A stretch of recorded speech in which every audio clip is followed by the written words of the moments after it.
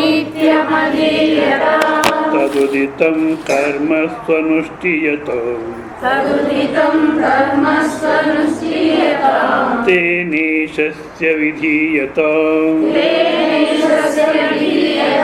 अपचितिः कामे मतिस्त्यज्यताम् पापौगः परिधूयताम् भवसुखे दोषोऽनुसन्धीयताम् आत्मेच्छा व्यवसीयताम् गृहात् तूर्णं विनिर्गम्यताम् सङ्गत्सत्सु विधीयताम् भगवतो भक्तिर्दृढाधीयताम् शान्त्यादिः परिचीयताम् दृढतरं कर्मासु संत्यज्यताम् तद्विद्वानुपसर्प्यताम् प्रतिदिनं तत्पादुके सेव्यताम् ब्रह्मैकाक्षरमर्त्यताम् श्रुतिशिरो वाक्यं समाकर्ण्यताम् वाक्यार्थश्च विचार्यताम् श्रुतिशिरः पक्षः समाश्रीयताम् दुस्तर्कासु विरम्यताम् श्रुतिमतस्तर्कोऽनुसन्धीयताम् ब्रह्मास्मीति विभाव्यताम् अहरः गर्वः परित्यज्यताम् देहेऽहम् अतिरुज्यताम् बुधजनैवादः परित्यज्यताम् ಪ್ರತಿ ದಿವಸ ಜೀವನ ಅನ್ನತಕ್ಕಂಥದ್ದು ದೈವ ಚಿಂತನೆಯಿಂದ ಪ್ರಾರಂಭ ಆಗಬೇಕು.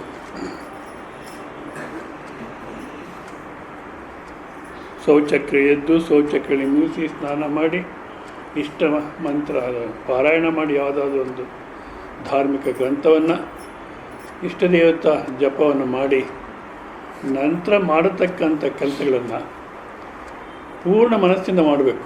ಸಾಮಾನ್ಯವಾಗಿ ಅದು ನಮ್ಮ ದೇಶಕ್ಕೆ ಕೆಲಸ ಮಾಡಬೇಕಂದ್ರೆ ಏನೋ ಬೇಸರ, ಏನೋ ಇದು, ಹಾಯಾಗಿ ತಿನ್ಕೊಂಡು ಕೂತಿ ಚೆನ್ನಾಗಿರುತ್ತಪ್ಪ ಅಂತಾರೆ. ಸ್ವಾಮೀಜಿ ನೀವೇನು ಮಾಡ್ತೀರಾ ಅನ್ಬೋದು. ಇದಕ್ಕೆ ಒಂದು ಆನ್ಸರು ಕೇಶವಾವಧಾನಿ ಅಂತ ಒಬ್ಬಿದ್ದಾರೆ ಶಿವಮೊಗ್ಗದಲ್ಲಿ.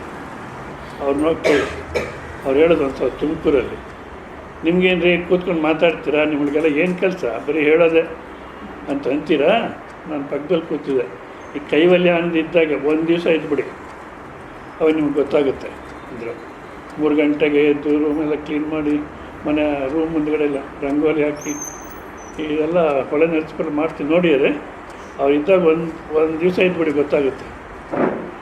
ನಾವು ಕೆಲಸ ಮಾಡಲಿಕ್ಕೆ ನಾವು ಪೂರ್ಣ ಮನಸ್ಸಿಂದ ಮಾಡಬೇಕು. ಏನು ಯಾರು ಮಾಡಲು ಸಮಾಜ ನನಗೆ ಬಿದ್ದಿದೆ, ನಿಮ್ಮ ಪುಣ್ಯ, ಯಾಕೆ ಸೇವೆ ಮಾಡಲಿಕ್ಕೆ ಒಂದು ಭಾಗ್ಯ ಸಿಕ್ತು. ಆ ರೀತಿ ತೊಗೊಂಡು ಮಾಡಬೇಕು. ಮಾಡೋದಲ್ಲಿ ನಾನು ಮಾಡ್ತೀನಿ ಅಹಂಕಾರ ಇಲ್ದಿರ ಇಷ್ಟಾನಿಷ್ಟವನ್ನು ಸಮಾಧಾನ ಇಟ್ಕೊಂಡು ಪರಮಾತ್ಮ ನಿಮಗೆ ಸೇವೆ ಅಂತ ಮಾಡಿ ಆ ಸಮಾಧಾನವಂತ ಮನಸ್ಸಿಂದ ಎಷ್ಟು ಮಾತ್ರ ಸುಖ ಸಿಗ್ತಿದೆ, ಎಷ್ಟು ಮಾತ್ರ ನೆಮ್ಮದಿಯಾಗಿದ್ದೀವಿ ಅನ್ನೋದನ್ನು ನಾವು ಯೋಚನೆ ಮಾಡಬೇಕು, ವಿಚಾರ ಮಾಡಬೇಕು. ಮಾಡಿದ್ರೆ ಇದು ಪ್ರಯೋಜನ ಇಲ್ಲ ಅನ್ನೋದು ಬರುತ್ತೆ. ಮತ್ತು ಏನು ಮಾಡಬೇಕು? ಆತ್ಮವಿಶ್ವಾಕಂ ತರತಿ, ಆತ್ಮಸ್ವರೂಪ ಅಂತ ತಿಳ್ಕೊಂಡ್ರೆ ಅವನಿಗೇನು ದುಃಖ ಇರೋಲ್ಲ ಅಂತಾರೆ. ಆದ ಕಾರಣ ನಮ್ಮ ನಿಜ ಸ್ವರೂಪನ ತಿಳ್ಕೋಬೇಕು ಅನ್ನತಕ್ಕ ದೃಢವಾದಂಥ ಇಚ್ಛೆ ಬರಬೇಕು. ಮತ್ತು ಮನೆಯಲ್ಲೇ ಯಾವುದಕ್ಕೂ ಯಾರಿಗೂ ಅಂಟಿದ್ದೀರ ಇರಬೇಕು. ಇದು ಹೊರಗಡೆ ಗೊತ್ತಾಗಬಾರ್ದು. ಏನು ನಾನು ಯಾರಿಗೂ ಅಂಟಿಲ್ಲ, ನಿಮ್ಗೆ ಯಾರಿಗೂ ಕೇರ್ ಮಾಡಲ್ಲ, ಈ ಥರ ಮಾತಾಡಿದ್ರೆ ನಿಜವಾಗ್ಲೂ ಅಂಟ್ಕೊಂಡಿರ್ತಾರೆ. ಅಂಟ್ಕೊಂಡಿರೋರು ಯಾವತ್ತೂ ಆ ರೀತಿ ಅಯ್ಯೋ ಅಂಟ್ಕೊಳ್ದಿರ ನಿರ್ಲಿಪ್ತವಾಗಿರೋರು ಆ ಥರ ಮಾತಾಡ್ಲಿಕ್ಕೆ ಹೋಗಲ್ಲ. ಯಾಕೆ ಅವಶ್ಯಕತೆಯೇ ಇಲ್ಲ. ಆದ ಕಾರಣ ಯಾವುದಕ್ಕೂ ಅಂಟ್ಕೊಳ್ದಿರ ಸನ್ಯಾಸಿ ಥರನೇ ಜೀವನ ಮಾಡಬೇಕು ಇದು.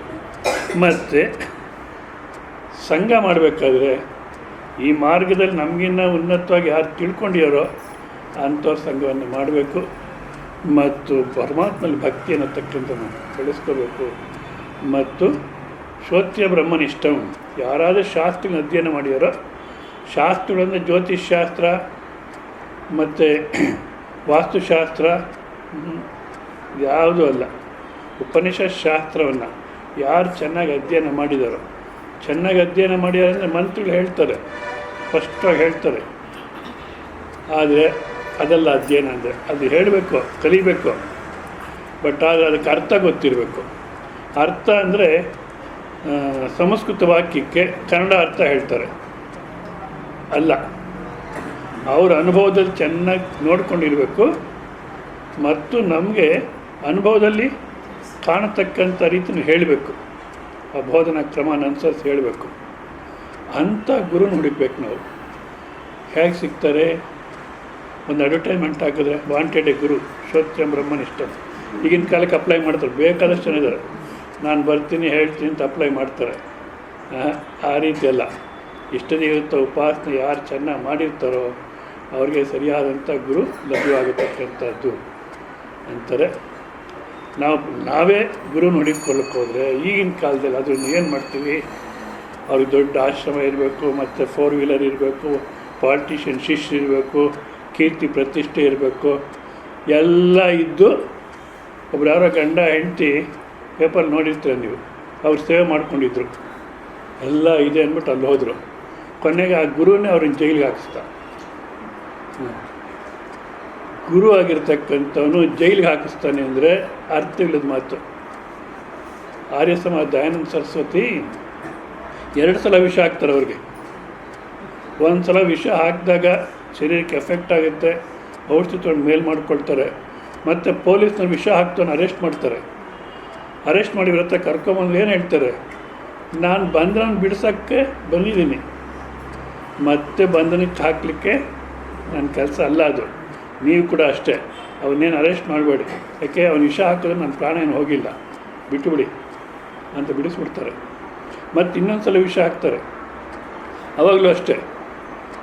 ಆವಾಗ ಆ ವಿಷದಲ್ಲಿ ಅವ್ರ ಪ್ರಾಣ ಹೋಗುತ್ತೆ. ಆದರೆ ಹೋಗ್ಲಿಕ್ಕೆ ಪ್ರಾಣ ಬಿಡ್ಲಿಕ್ಕೆ ಮುಂಚೆ ಏನು ಹೇಳ್ತಾರೆ?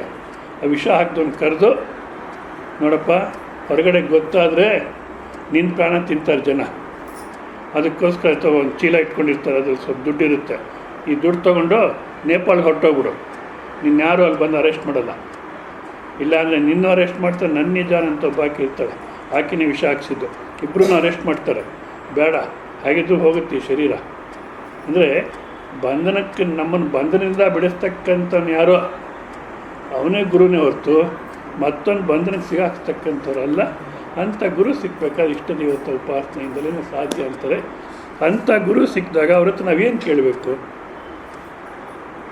ಲೌಕಿಕವಾದ ವಿಚಾರ ಕೆಲವು ಸಲ ಕೇಳ್ತೀವಿ, ಇದನ್ನು ಮಗಳು ಮದುವೆ ಆಗಬೇಕು, ಮತ್ತು ಇನ್ನೊಬ್ಬ ಮಗಳು ಡೈವರ್ಸ್ ಆಗಬೇಕು, ಏನೋ ಕೇಳ್ತೀವಿ. ಆದರೆ ಅವರು ಭೂತಿಕಾಮೋ ಯಜೇತ ಅಂತೊಂದಿದೆ. ಅದೇ ಅಂಥವರ ಒಂದು ಸೇವೆ ಮಾಡಿದರೆ ನಮಗೆ ಲೌಕಿಕದಲ್ಲೂ ಅನುಕೂಲ ಆಗುತ್ತೆ, ಇಲ್ಲ ಅಂತಲ್ಲ. ಬಟ್ ಆದರೆ ಅದನ್ನೇನೆ ಪ್ರಾಧಾನ್ಯವಾಗಿ ಇಟ್ಕೋಬಾರ್ದು. ಮತ್ತು ಏನು ಕೇಳಬೇಕಂದ್ರೆ ಅದು ಹೇಳ್ತಾರೆ, ವಾಕ್ಯಾರ್ಥಸ್ಥ ವಿಚಾರಿತ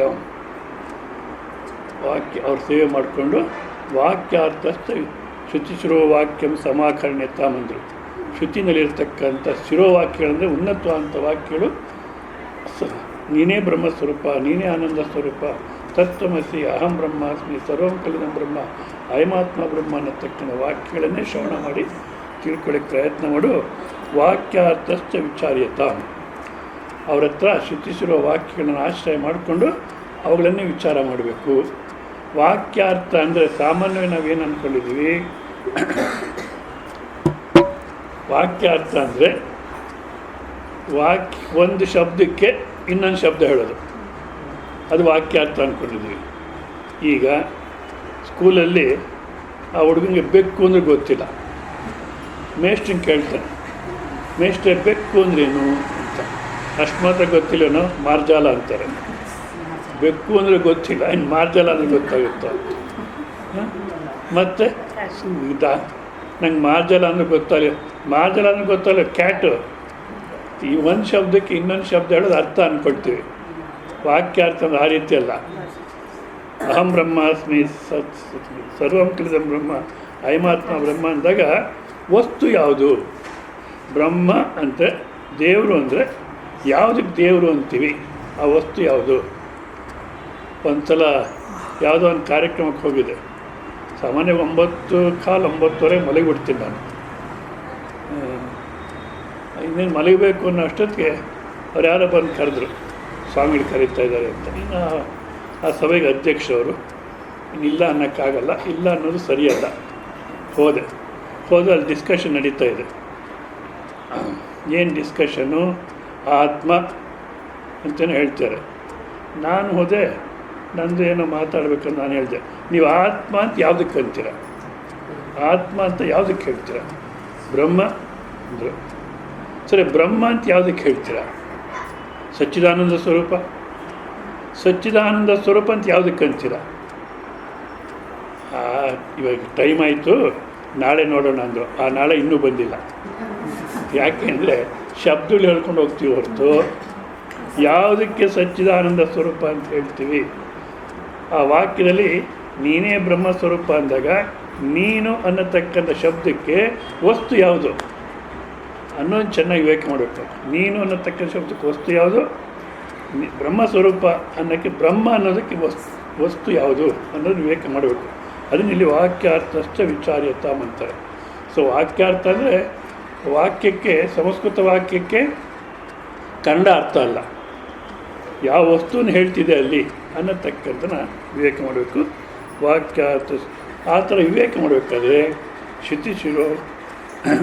ಶ್ರುತಿ ಶಿರ ಪಕ್ಷ ಸಮಾಶ್ರಿಯತ. ಶ್ರುತಿ ಯಾವ ರೀತಿ ವಿವೇಕ ಮಾಡುತ್ತೆಯೋ, ಯಾವ ವಿಚಾರ ಕ್ರಮ ಅಂತ ತೊಗೊಂಡಿದೆಯೋ, ಯಾವ ಬೋಧನಾ ಕ್ರಮ ಅಂತ ತೊಗೊಂಡಿದೆಯೋ. ಬೋಧನಾ ಕ್ರಮ ಅಂದರೆ ಅಧ್ಯಾರೋಪ ಅಪವಾದಾಭ್ಯಾಂ ನಿಷ್ಪ್ರಪಂಚಂ ಪ್ರಪಂಚತೆ, ಇದನ್ನೇ ಪರಂಪರೆ ಎನ್ನೋದು. ಬೋಧನಾ ಕ್ರಮವನ್ನೇ ಗುರು ಪರಂಪರೆ ಎನ್ನೋದು. ನಮ್ಮಲ್ಲೇನಾಗಿದೆ ಪರಂಪರೆ ಅಂದರೆ, ಯಾರೋ ಒಬ್ಬರು ಆಶ್ರಮ ಮಾಡಿದ್ರು, ಸರಿ ವಯಸ್ಸಾಗ್ತಾ ಬಂತು, ಗೃಹಸ್ಥ ಜೀವನದಲ್ಲಿ ಇದ್ದರೆ ನನ್ನ ಆಶ್ರಮ ಯಾರಿಗೆ ಹೋಗುತ್ತೋ ಅನ್ನೋ ಸಮಸ್ಯೆ ಎತ್ಕೊಳ್ಳುತ್ತೆ. ಈ ಸನ್ಯಾಸ ಜೀವನದಲ್ಲಿದ್ದು ಆಶ್ರಮ ಮಾಡಿದ್ರೆ ನನ್ನ ವಯಸ್ಸಾದ ಮೇಲೆ ನನ್ನ ಆಶ್ರಮ ಯಾರಿಗೆ ಹೋಗುತ್ತೋ ಅನ್ನೋ ಸಮಸ್ಯೆ ಎತ್ಕೊಳ್ಳುತ್ತೆ. ಏನು ವ್ಯತ್ಯಾಸ ಆಯಿತು? ಮಕ್ಕಳಿಲ್ಲ, ಯಾರಿಗೂ ಹೋಗುತ್ತೋ ಅಂತ ಅವ್ರಿಗೆ ಸಮಸ್ಯೆ, ಶಿಷ್ಯ ಇಲ್ಲ, ಯಾರಿಗೂ ಹೋಗುತ್ತೋ ಅಂತ. ಅದಕ್ಕೇನು ಮಾಡ್ತಾರೆ? ಯಾರನ್ನೋ ಒಬ್ಬನ ಶಿಷ್ಯನ ತೊಗೋಬೇಕು. ನಿಜವಾಗ್ಲೂ ಯಾರು ಯೋಗ್ಯನೋ ಅವನು ತಗೋ, ತಪ್ಪಿಲ್ಲ. ಆದರೆ ಏನು ಮಾಡ್ತಾರೆ? ಅವ್ರ ತಂಗಿ ಮಗನೋ ತಮ್ಮನ ಮಗನೋ ಯಾರನ್ನೋ ಒಬ್ಬನ ಅದರಲ್ಲೇ ಹುಡುಕ್ತಾರೆ, ಅವನು ಕೊಟ್ಬಿಡ್ತಾರೆ. ಹೌದಾ? ಇದನ್ನು ನಾವು ಪರಂಪರೆ ಅಂತೀವಿ. ಅಲ್ಲ, ಬೋಧನಾ ಕ್ರಮ. ಅಧ್ಯಾರೋಪ ಅಪವಾದಾಭ್ಯಾಂ ನಿಷ್ಪ್ರಪಂಚಂ ಪ್ರಪಂಚತೆ. ಅಧ್ಯಾರೋಪ ಅಪವಾದ ಅಂದರೆ ನಾವು ಏನು ತಪ್ಪು ತಿಳುವಳಿಕೆಯಲ್ಲಿ ಅವಿದ್ಯೆಯಲ್ಲಿ ಏನೇನು ಅಂದ್ಕೊಂಡಿರ್ತೀವೋ ಅವನ್ನೆಲ್ಲ ಒಪ್ಕೊಂಡು, ಆಯ್ತಪ್ಪ ನೀನು ಹೇಳೋದೇ ಸರಿ, ಕೂತ್ಕೋ ಅಂತ ಒಪ್ಕೊಂಡು, ಆಮೇಲೆ ಉನ್ನತವಾದಂಥ ತತ್ವವನ್ನು ಆರೋಪಣೆ ಮಾಡಿ ನೀನು ಅಂದ್ಕೊಂಡಿದ್ದು ತಪ್ಪು ಅಂತ ತೋರಿಸ್ಕೊಡ್ತಾರೆ. ಮತ್ತು ಅಲ್ಲಿಂದಲೂ ಉನ್ನತವಾದಂಥ ತತ್ವವನ್ನು ಆರೋಪಣೆ ಮಾಡಿ ಮಧ್ಯ ಆರೋಪಣೆ ಮಾಡಿದ್ದನ್ನು ತಪ್ಪು ಅಂತ ತೆಗೆದುಹಾಕ್ತಾರೆ. ಕೊನೆಗೆ ಸ್ವಸ್ವರೂಪದಲ್ಲಿ ಉಳಿಸ್ತಾರೆ. ಈ ಬೋಧನಾ ಕ್ರಮ ಅನ್ನೋದು ಇದಕ್ಕೆ ಸ್ವಾಮಿ ರಾಮತೀರ್ಥ ಒಂದು ದೃಷ್ಟಾಂತ ಕೊಡ್ತಾರೆ. ಅವರು ಒಂದು ಕುಟುಂಬದಲ್ಲಿ ಒಬ್ಬ ಮಗನ ಬೆಳೆಸ್ಬೇಕಾದ್ರೆ ತಾಯಿ ಭಾಳ ಭಯದಿಂದ ಬೆಳೆಸಿರ್ತಾಳೆ. ಅವನು ಏನು ಕೇಳಿದ್ರು, ನೀನು ಸ್ಕೂಲ್ಗೆ ಹೋಗ್ಬಿಟ್ಟು ಹೋಗು, ಆಮೇಲೆ ತೆಗೆದಿಟ್ಟಿರ್ತಾನೆ. ಇವಾಗ ಅಡುಗೆ ಮನೆಗೆ ಹೋದರೆ ದೆವ್ವ ಇದೆ ಅಂತ ಹೇಳ್ತಿರ್ತಾರೆ. ಅವ್ನಿಗೆ ಅದೇ ಅಭಿಪ್ರಾಯ ಬರುತ್ತೆ, ಅಡುಗೆ ಮನೆಗೆ ದೆವ್ವ ಇದೆ ಅಂತ. ಅಲ್ಲ ಸರಿ,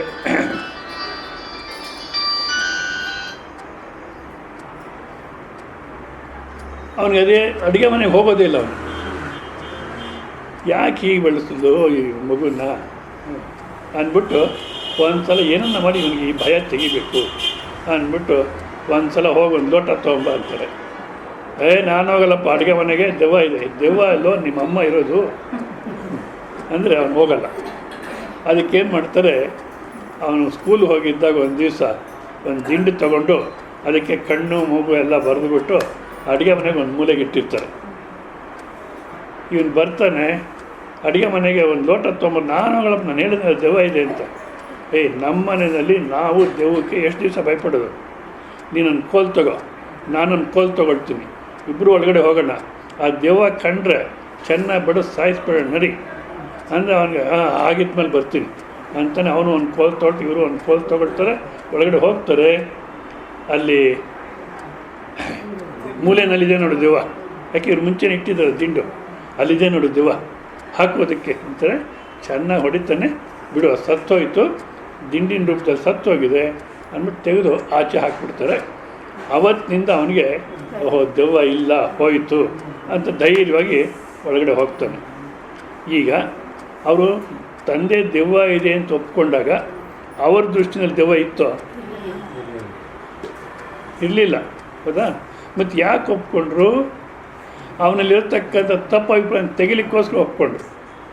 ಅದೇ ರೀತಿ ಇಲ್ಲಿ ನಮ್ಮಲ್ಲಿರ್ತಕ್ಕಂಥ ತಪ್ಪು ಅಭಿಪ್ರಾಯ ತೆಗೆದು ಹಾಕ್ಲಿಕ್ಕೋಸ್ಕರವಾಗಿ ನಾವೇನೇನು ಅಂದ್ಕೊಂಡಿದ್ದೀವೋ ಅದನ್ನೆಲ್ಲ ಒಪ್ಕೊಂಡು ಮತ್ತೆ ಉನ್ನತವಾದಂಥ ತತ್ವವನ್ನು ತೋರಿಸಿ ನಾವು ಅಂದ್ಕೊಂಡಿದ್ದನ್ನ ತೆಗೆದುಹಾಕಿರ್ತೇವೆ.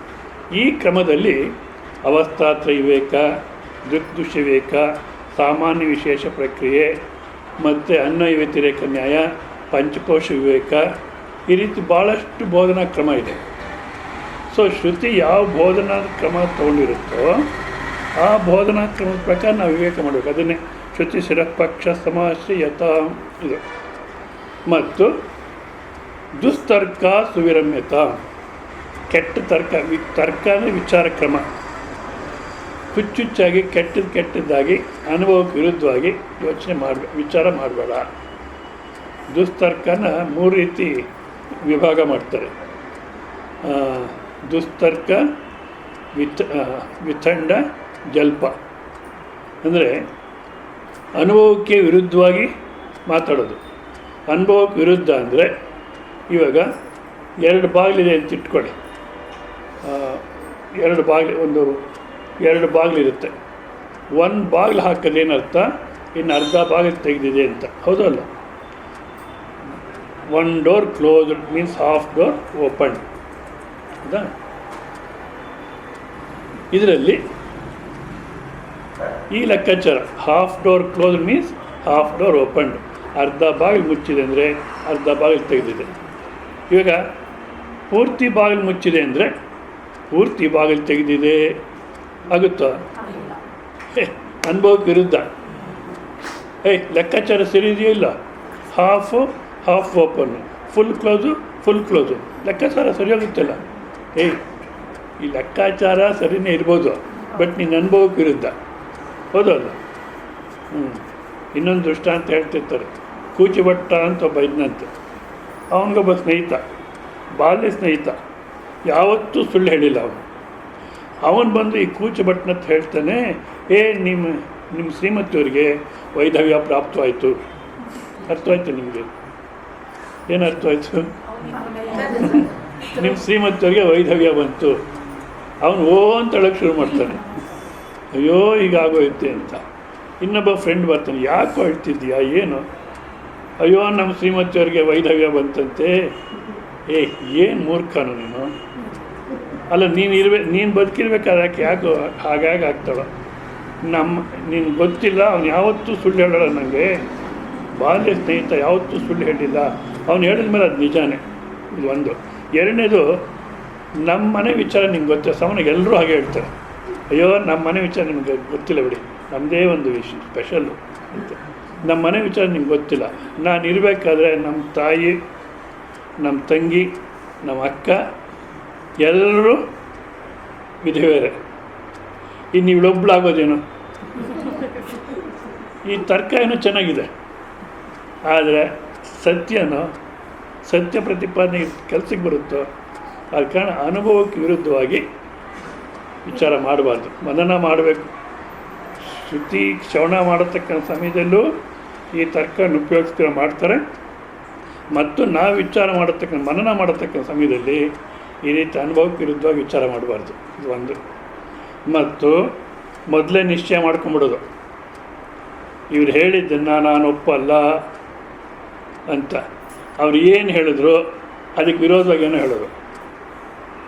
ಆ ರೀತಿ ಮಾತಾಡಿದ್ರೆ ಪ್ರಯೋಜನ ಇಲ್ಲ, ಅದನ್ನು ಸರಿಯಲ್ಲ. ಮತ್ತು ಅವ್ರು ಏನೇ ಹೇಳಿ ನಾನು ತೆಗೆದಾಕ್ತೀನಿ ಅಂತ ಯಾವುದೋ ಒಂದು ಆರ್ಗ್ಯುಮೆಂಟ್ ಮಾಡಿ ತೆಗೆದುಹಾಕೋದು, ಈ ರೀತಿ ಮಾಡತಕ್ಕಂಥ ಅದಕ್ಕೆ ದುಸ್ತರ್ಕ ಸುವಿರಮ್ಯತಾಂ ಶ್ರುತಿಮತ್ತ ತರ್ಕೋನುಸಂಧಿಯತಾಂ. ಶ್ರುತಿ ಯಾವ ರೀತಿ ವಿಚಾರ ಕ್ರಮ, ತರ್ಕನ ವಿಚಾರ ಕ್ರಮ ಯಾವ ರೀತಿ ವಿಚಾರ ಕ್ರಮ ತಗೊಳ್ಳುತ್ತೋ ಅದನ್ನೇ ನೀನು ಅನುಸರಿಸು. ಶ್ರುತಿ ವಿಚಾರ ಕ್ರಮನ 3 ರೀತಿ ಹೇಳ್ತಾರೆ. ಶ್ರುತಿ ಸಮ್ಮತ ತರ್ಕ, ಶ್ರುತಿ ಅವಿರೋಧ ತರ್ಕ, ಶ್ರುತಿ ಸಮ್ಮತ ತರ್ಕ, ಶ್ರುತಿ ಅವಿರೋಧ ತರ್ಕ, ಇನ್ನೊಂದು ಶ್ರುತಿ ಅನುಗೃಹೀತ ತರ್ಕ. ಶ್ರುತಿ ಅವಿರೋಧ ತರ್ಕ, ಶ್ರುತಿ ಅನುಗೃಹೀತ ತರ್ಕ, ಶ್ರುತಿ ಸಮ್ಮತ ತರ್ಕ. ತರ್ಕನ ವಿಚಾರ ಕ್ರಮ. ಅದರಲ್ಲಿ ಶ್ರುತಿ ಅನುಗೃಹೀತ ತರ್ಕನ ಶ್ರುತಿ ಯಾವ ವಿಚಾರ ಕ್ರಮ ತೊಗೊಂಡಿದೆಯೋ ಅದೇ ಅವಸ್ಥಾತ್ರಯ, ಇಲ್ಲ ದುಗ್ಧುಷ ವಿವೇಕ, ಪಂಚಕೋಶ ವಿವೇಕ, ಯಾವ ವಿಚಾರ ಕ್ರಮ ತೊಗೊಂಡಿದೆಯೋ ನೀನು ಅದನ್ನೇ ತಗೊಂಡು ವಿಚಾರ ಮಾಡು. ಮತ್ತು ಶ್ರುತಿಗೆ ವಿರೋಧವಾಗಿ ವಿಚಾರ ಮಾಡಬೇಡ, ಅವಿರೋಧ ತರ್ಕ, ವಿರೋಧವಾಗಿ ವಿಚಾರ ಮಾಡಬೇಡ. ಮತ್ತು ಶ್ರುತಿ ತೊಗೊಂಡಿರ್ತಕ್ಕಂಥ ಶ್ರುತಿ ಸಮ್ಮತ ತರ್ಕ, ಶ್ರುತಿ ಏನು ಹೇಳುತ್ತೋ ಅದನ್ನು ಅನುಸರಿಸಿ ಅದಕ್ಕೆ ಸಮ್ಮತವಾಗಿ ವಿಚಾರ ಮಾಡಿ. ಅದಕ್ಕೆ ಈಗಿನ ಕಾಲದಲ್ಲಿ ಪ್ರಗತಿಪರರಿದ್ದಾರೆ, ಪ್ರಗತಿಪರ ಚಿಂತಕರು, ಪ್ರಗತಿಪರ ಮಠಾಧೀಶರು ಅವರು ಶುರುವಾಗಿದ್ದಾರೆ. ಪ್ರಗತಿಪರ ಮಠಾಧೀಶರಲ್ಲಿ ಪ್ರಗತಿಪರ ಏನು ಬಂತು? ತರ್ಕಾಯ್ತು. ಸತ್ಯ ಒಂದೇ, ಅದು ಹಳೆ ಸತ್ಯ, ಹೊಸ ಸತ್ಯ ಇಲ್ಲ. ಸತ್ಯ ತಿಳಿದಿದ್ರೆ ಮಠಾಧಿಪತಿ, ಮತ್ತು ಅದ್ರಲ್ಲಿ ಪ್ರಗತಿಪರ ಏನು ಬಂತು? ನೀವು ಭಾಳ ಹೊಲಸು ಮಾಡ್ತೀರ, ಅದನ್ನು ಜಾಗೃತಿಯಾಗಿರ್ಬೇಕು ನೀವುಗಳು. ಪ್ರಾರಂಭದಲ್ಲಿ ಕ್ರಿಶ್ಚಿಯಾನಿಟಿ ಪ್ರಕಾರ ಬೆಳೆಸ್ಬೇಕಂತೆ ಮಕ್ಕಳನ್ನ. ಈ ಮಠಾಧಿಪತಿಗಳೆಲ್ಲ ಸೇರಿ ಮಾತಾಡ್ಯಾರ ಕರ್ನಾಟಕದಲ್ಲಿ. ಪ್ರಾರಂಭದಲ್ಲಿ ಕ್ರಿಶ್ಚಿಯಾನಿಟಿ ಥರ ಬೆಳೆಸ್ಬೇಕಂತೆ ಮಕ್ಕಳನ್ನ, ಯಾಕೆ ಅಲ್ಲಿ ಪ್ರೇಮ ಪ್ರಾಧಾನ್ಯವಂತೆ ಕ್ರಿಶ್ಚಿಯಾನಿಟಿನಲ್ಲಿ. ಆಮೇಲೆ ಬುದ್ಧಿಸಮ್ ಥರ, ಕೊನೆಗೆ ಸಾಯೋ ಕಾಲಕ್ಕೆ ಹಿಂದೂಯಿಸಮ್ ಅಂತ. ಏನು ಮೂರ್ಖ ಜನ ಇವರು ಪ್ರಗತಿಪರರು. ಇವರೇನು ಹೇಳ್ತಾರೆ ಇಂಥ ವಾಕ್ಯ ಕೇಳಿ, ಶ್ರುತಿ ಪ್ರಕಾರ ಇದೊಂದು ಮೂಢನಂಬಿಕೆ. ಮೊದಲು ಆ ವೇದಗಳನ್ನ ಬ್ಯಾನ್ ಮಾಡು, ಮೂಢನಂಬಿಕೆ ಅದು ಅಂತಾರೆ. ಏಯ್ ಮೂರ್ಖ, ಆ ರೀತಿ ಮಾತಾಡಬೇಡ. ಯಾಕೆಂದರೆ ಶ್ರುತಿ ಏನು ಹೇಳುತ್ತಪ್ಪ ಅಂದರೆ, ನಮ್ಮ ಅನುಭವದಲ್ಲಿ ಏನಿದೆಯೋ, ಯಾವ ಅನುಭವ ನಾವು ನೋಡ್ಕೊಂಡಿಲ್ವೋ ಅದನ್ನೇ ಹೇಳುತ್ತೆ. ಶ್ರುತಿ ಯಾವ ನಮ್ಮ ಅನುಭವದಲ್ಲಿ ಇದೆ ಆಗಲೇ ಅದನ್ನು ನಾವು ನೋಡ್ಕೊಳ್ಳಿಲ್ಲ ಅಂಥದನ್ನು ತೋರಿಸ್ಕೊಡುತ್ತೆ. ಇಲ್ಲಿ ಅನುಭವ ಅಂದಾಗ 3 ರೀತಿ ಅನುಭವ. ಒಂದು ವೈಯಕ್ತಿಕ ಅನುಭವ ಅಂತ ತೊಗೊಳ್ಳೋಲ್ಲ, ಮೊದಲು ಅದನ್ನು ನೋಡೋಣ. ಯಾಕೆಂದರೆ ಅದರಲ್ಲೇ ನಮಗೆ ಭಾಳಷ್ಟು ಆಸಕ್ತಿ. ವೈಯಕ್ತಿಕ ಅನುಭವ ಅಂತ ತೊಗೊಳ್ಳಲ್ಲ. ವೈಯಕ್ತಿಕ ಅನುಭವ ಅಂದರೆ ನಮ್ಮ ಗುರುಗಳಿದ್ದಾರೆ, ಅವ್ರಿಗೇನು ಕಾರು, ಸ್ಕೂಟ್ರು, ಪಿಕಪ್ಪು, ಡ್ರಾಪು ಏನು ಬೇಡ, ಆಕಾಶದಲ್ಲಿ ಬರ್ತಾರೆ, ಆಕಾಶದಲ್ಲೇ ಕೂತ್ಕೊಳ್ತಾರೆ, ಮಾತಾಡ್ತಾರೆ, ಮತ್ತು ಆಕಾಶದಲ್ಲೇ ಹೊರಟೋಗ್ತಾರೆ. ಅಂಥವ್ರನ್ನ ಕರೆದು ಒಳ್ಳೆಯದು. ಈ ಪಿಕಪ್ಪು, ಡ್ರಾಪು ಇವೆಲ್ಲ ಇರೋದು ಒಳ್ಳೆಯದೇ, ಅನುಕೂಲನೇ, ಹೌದಾ?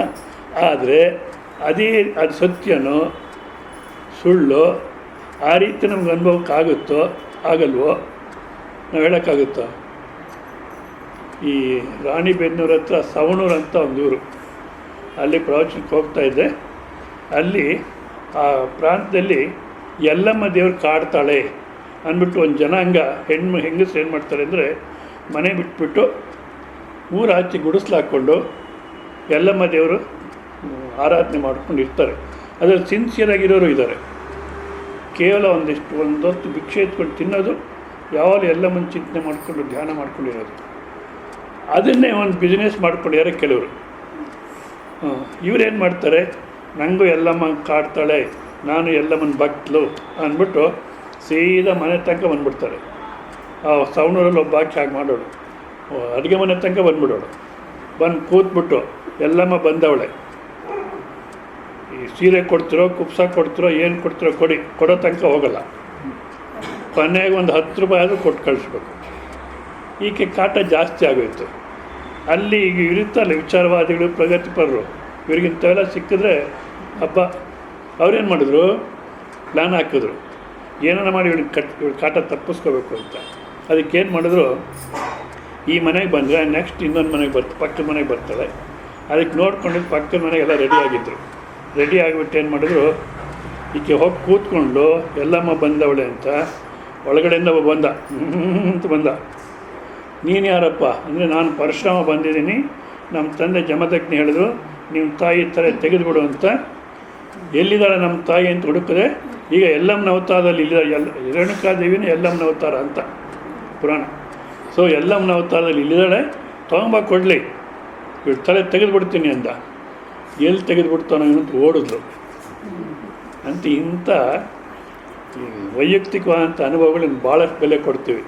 ಶಾಸ್ತ್ರ ಇಂಥದನ್ನು ಒಪ್ಪಲ್ಲ, ಇಂಥದಕ್ಕೆ ತಗೊಳ್ಳೋದೇ ಇಲ್ಲ. ಇಂಥದ್ದು ಭಾಳಷ್ಟು ಜನ ಇಂಥ ಸಭೆಯಲ್ಲಿ ಒಂದು ಕಡೆ ಯಾರೋ ಒಬ್ಬ 3 ದಿವಸ ನಡೀತು ಪ್ರವಚನ, ಅಂತ ಬಂದು ಕೂತಾಯಿದ್ವಿ. ಜನಗಳೆಲ್ಲ ಬಿಟ್ಬಿಟ್ರು ಪ್ರವಚನ. ಇನ್ನು ನಾವೇನು ಮಾಡೋದು, ಸುಮ್ಮನೆ ಕೊಡೋದಷ್ಟೇ, ಬಿಟ್ಬಿಟ್ರು. ಅವನತ್ರ ನಮಸ್ಕಾರ, ನೀನು ಯಾರಪ್ಪ ಏನು ಅಂದರೆ, ನಾನು ನಂದೀಶ್ವರ ಬಂದಿದ್ದೀನಿ ಕೈಲಾಸದಿಂದ ಅಂದ. ಕೈಲಾಸದಿಂದ ನಂದೀಶ್ವರ ಬಂದ ಅಂದರೆ ನಮ್ಮ ಪುಣ್ಯ ಅಂತೆಲ್ಲ ಆರತಿ ಮಾಡಿದ್ರು, ಎಲ್ಲ ಮಾಡಿದ್ರು, ಆಯಿತು. ಆವತ್ತಿನ ದಿವಸ ಪ್ರವಚನ ಹೋಯಿತು. ನಮಗೆ ಇಂಥದಲ್ಲೇ ಹೆಚ್ಚು ನಂಬಿಕೆ ಬರುತ್ತೆ, ಪ್ರಯೋಜನ ಇಲ್ಲ. ಅದಕ್ಕೆ ಹೇಳ್ತಿದ್ದೀನಿ, ಪ್ರವಚನ ಹೋಯಿತು. ನೆಕ್ಸ್ಟ್ ಡೇನೂ ಅದೇ ರೀತಿ ಅಂತ ಬಂದು ಕೂತ, ಅವತ್ತು ಪ್ರವಚನ ಹೋಯಿತು. 3ನೇ ದಿವಸನೂ ಬಂದು ಕೂತ. ಅಷ್ಟೊತ್ತಿಗೆ ಯಾರು ಇನ್ನೊಬ್ಬ ಯೋಚನೆ ಮಾಡ್ದ, ಇವನು ದಿವಸ ಹಾಳು ಮಾಡ್ತಾಯಿದ್ದಾನೆ ಪ್ರವಚನನ, ಏನನ್ನ ಮಾಡಬೇಕು ಇದಕ್ಕೆ ಅಂತ. ಅವನೇನು ಮಾಡ್ದ, ಅಂತ ಇತ್ತಗಡೆ ಬಂದು ಕೂತ. ಸರಿ, ಜನ ನೀನು ಯಾರಪ್ಪ ಅಂದರು. ನಾನು ಈಶ್ವರ ಬಂದಿದ್ದೀನಿ, ನಂದಿನ ಕೈಲಾಸ ಎಲ್ಲ ಹುಡುಕ್ದೆ, ಎಲ್ಲೂ ಸಿಗಲಿಲ್ಲ, ಹುಡುಕೊಂಬಂದೆ, ಈಗ ಇಲ್ಲಿದೆ ನಂದಿ ಅಂದ್ಬಿಟ್ಟು ಈ ಈಶ್ವರ ಬಂದ್ಯಾನೆ ಅನ್ನೋನು ಆ ನಂದಿ ಮೇಲೆ ಬಂದು ಕೂತ್ಕೊಂಡ.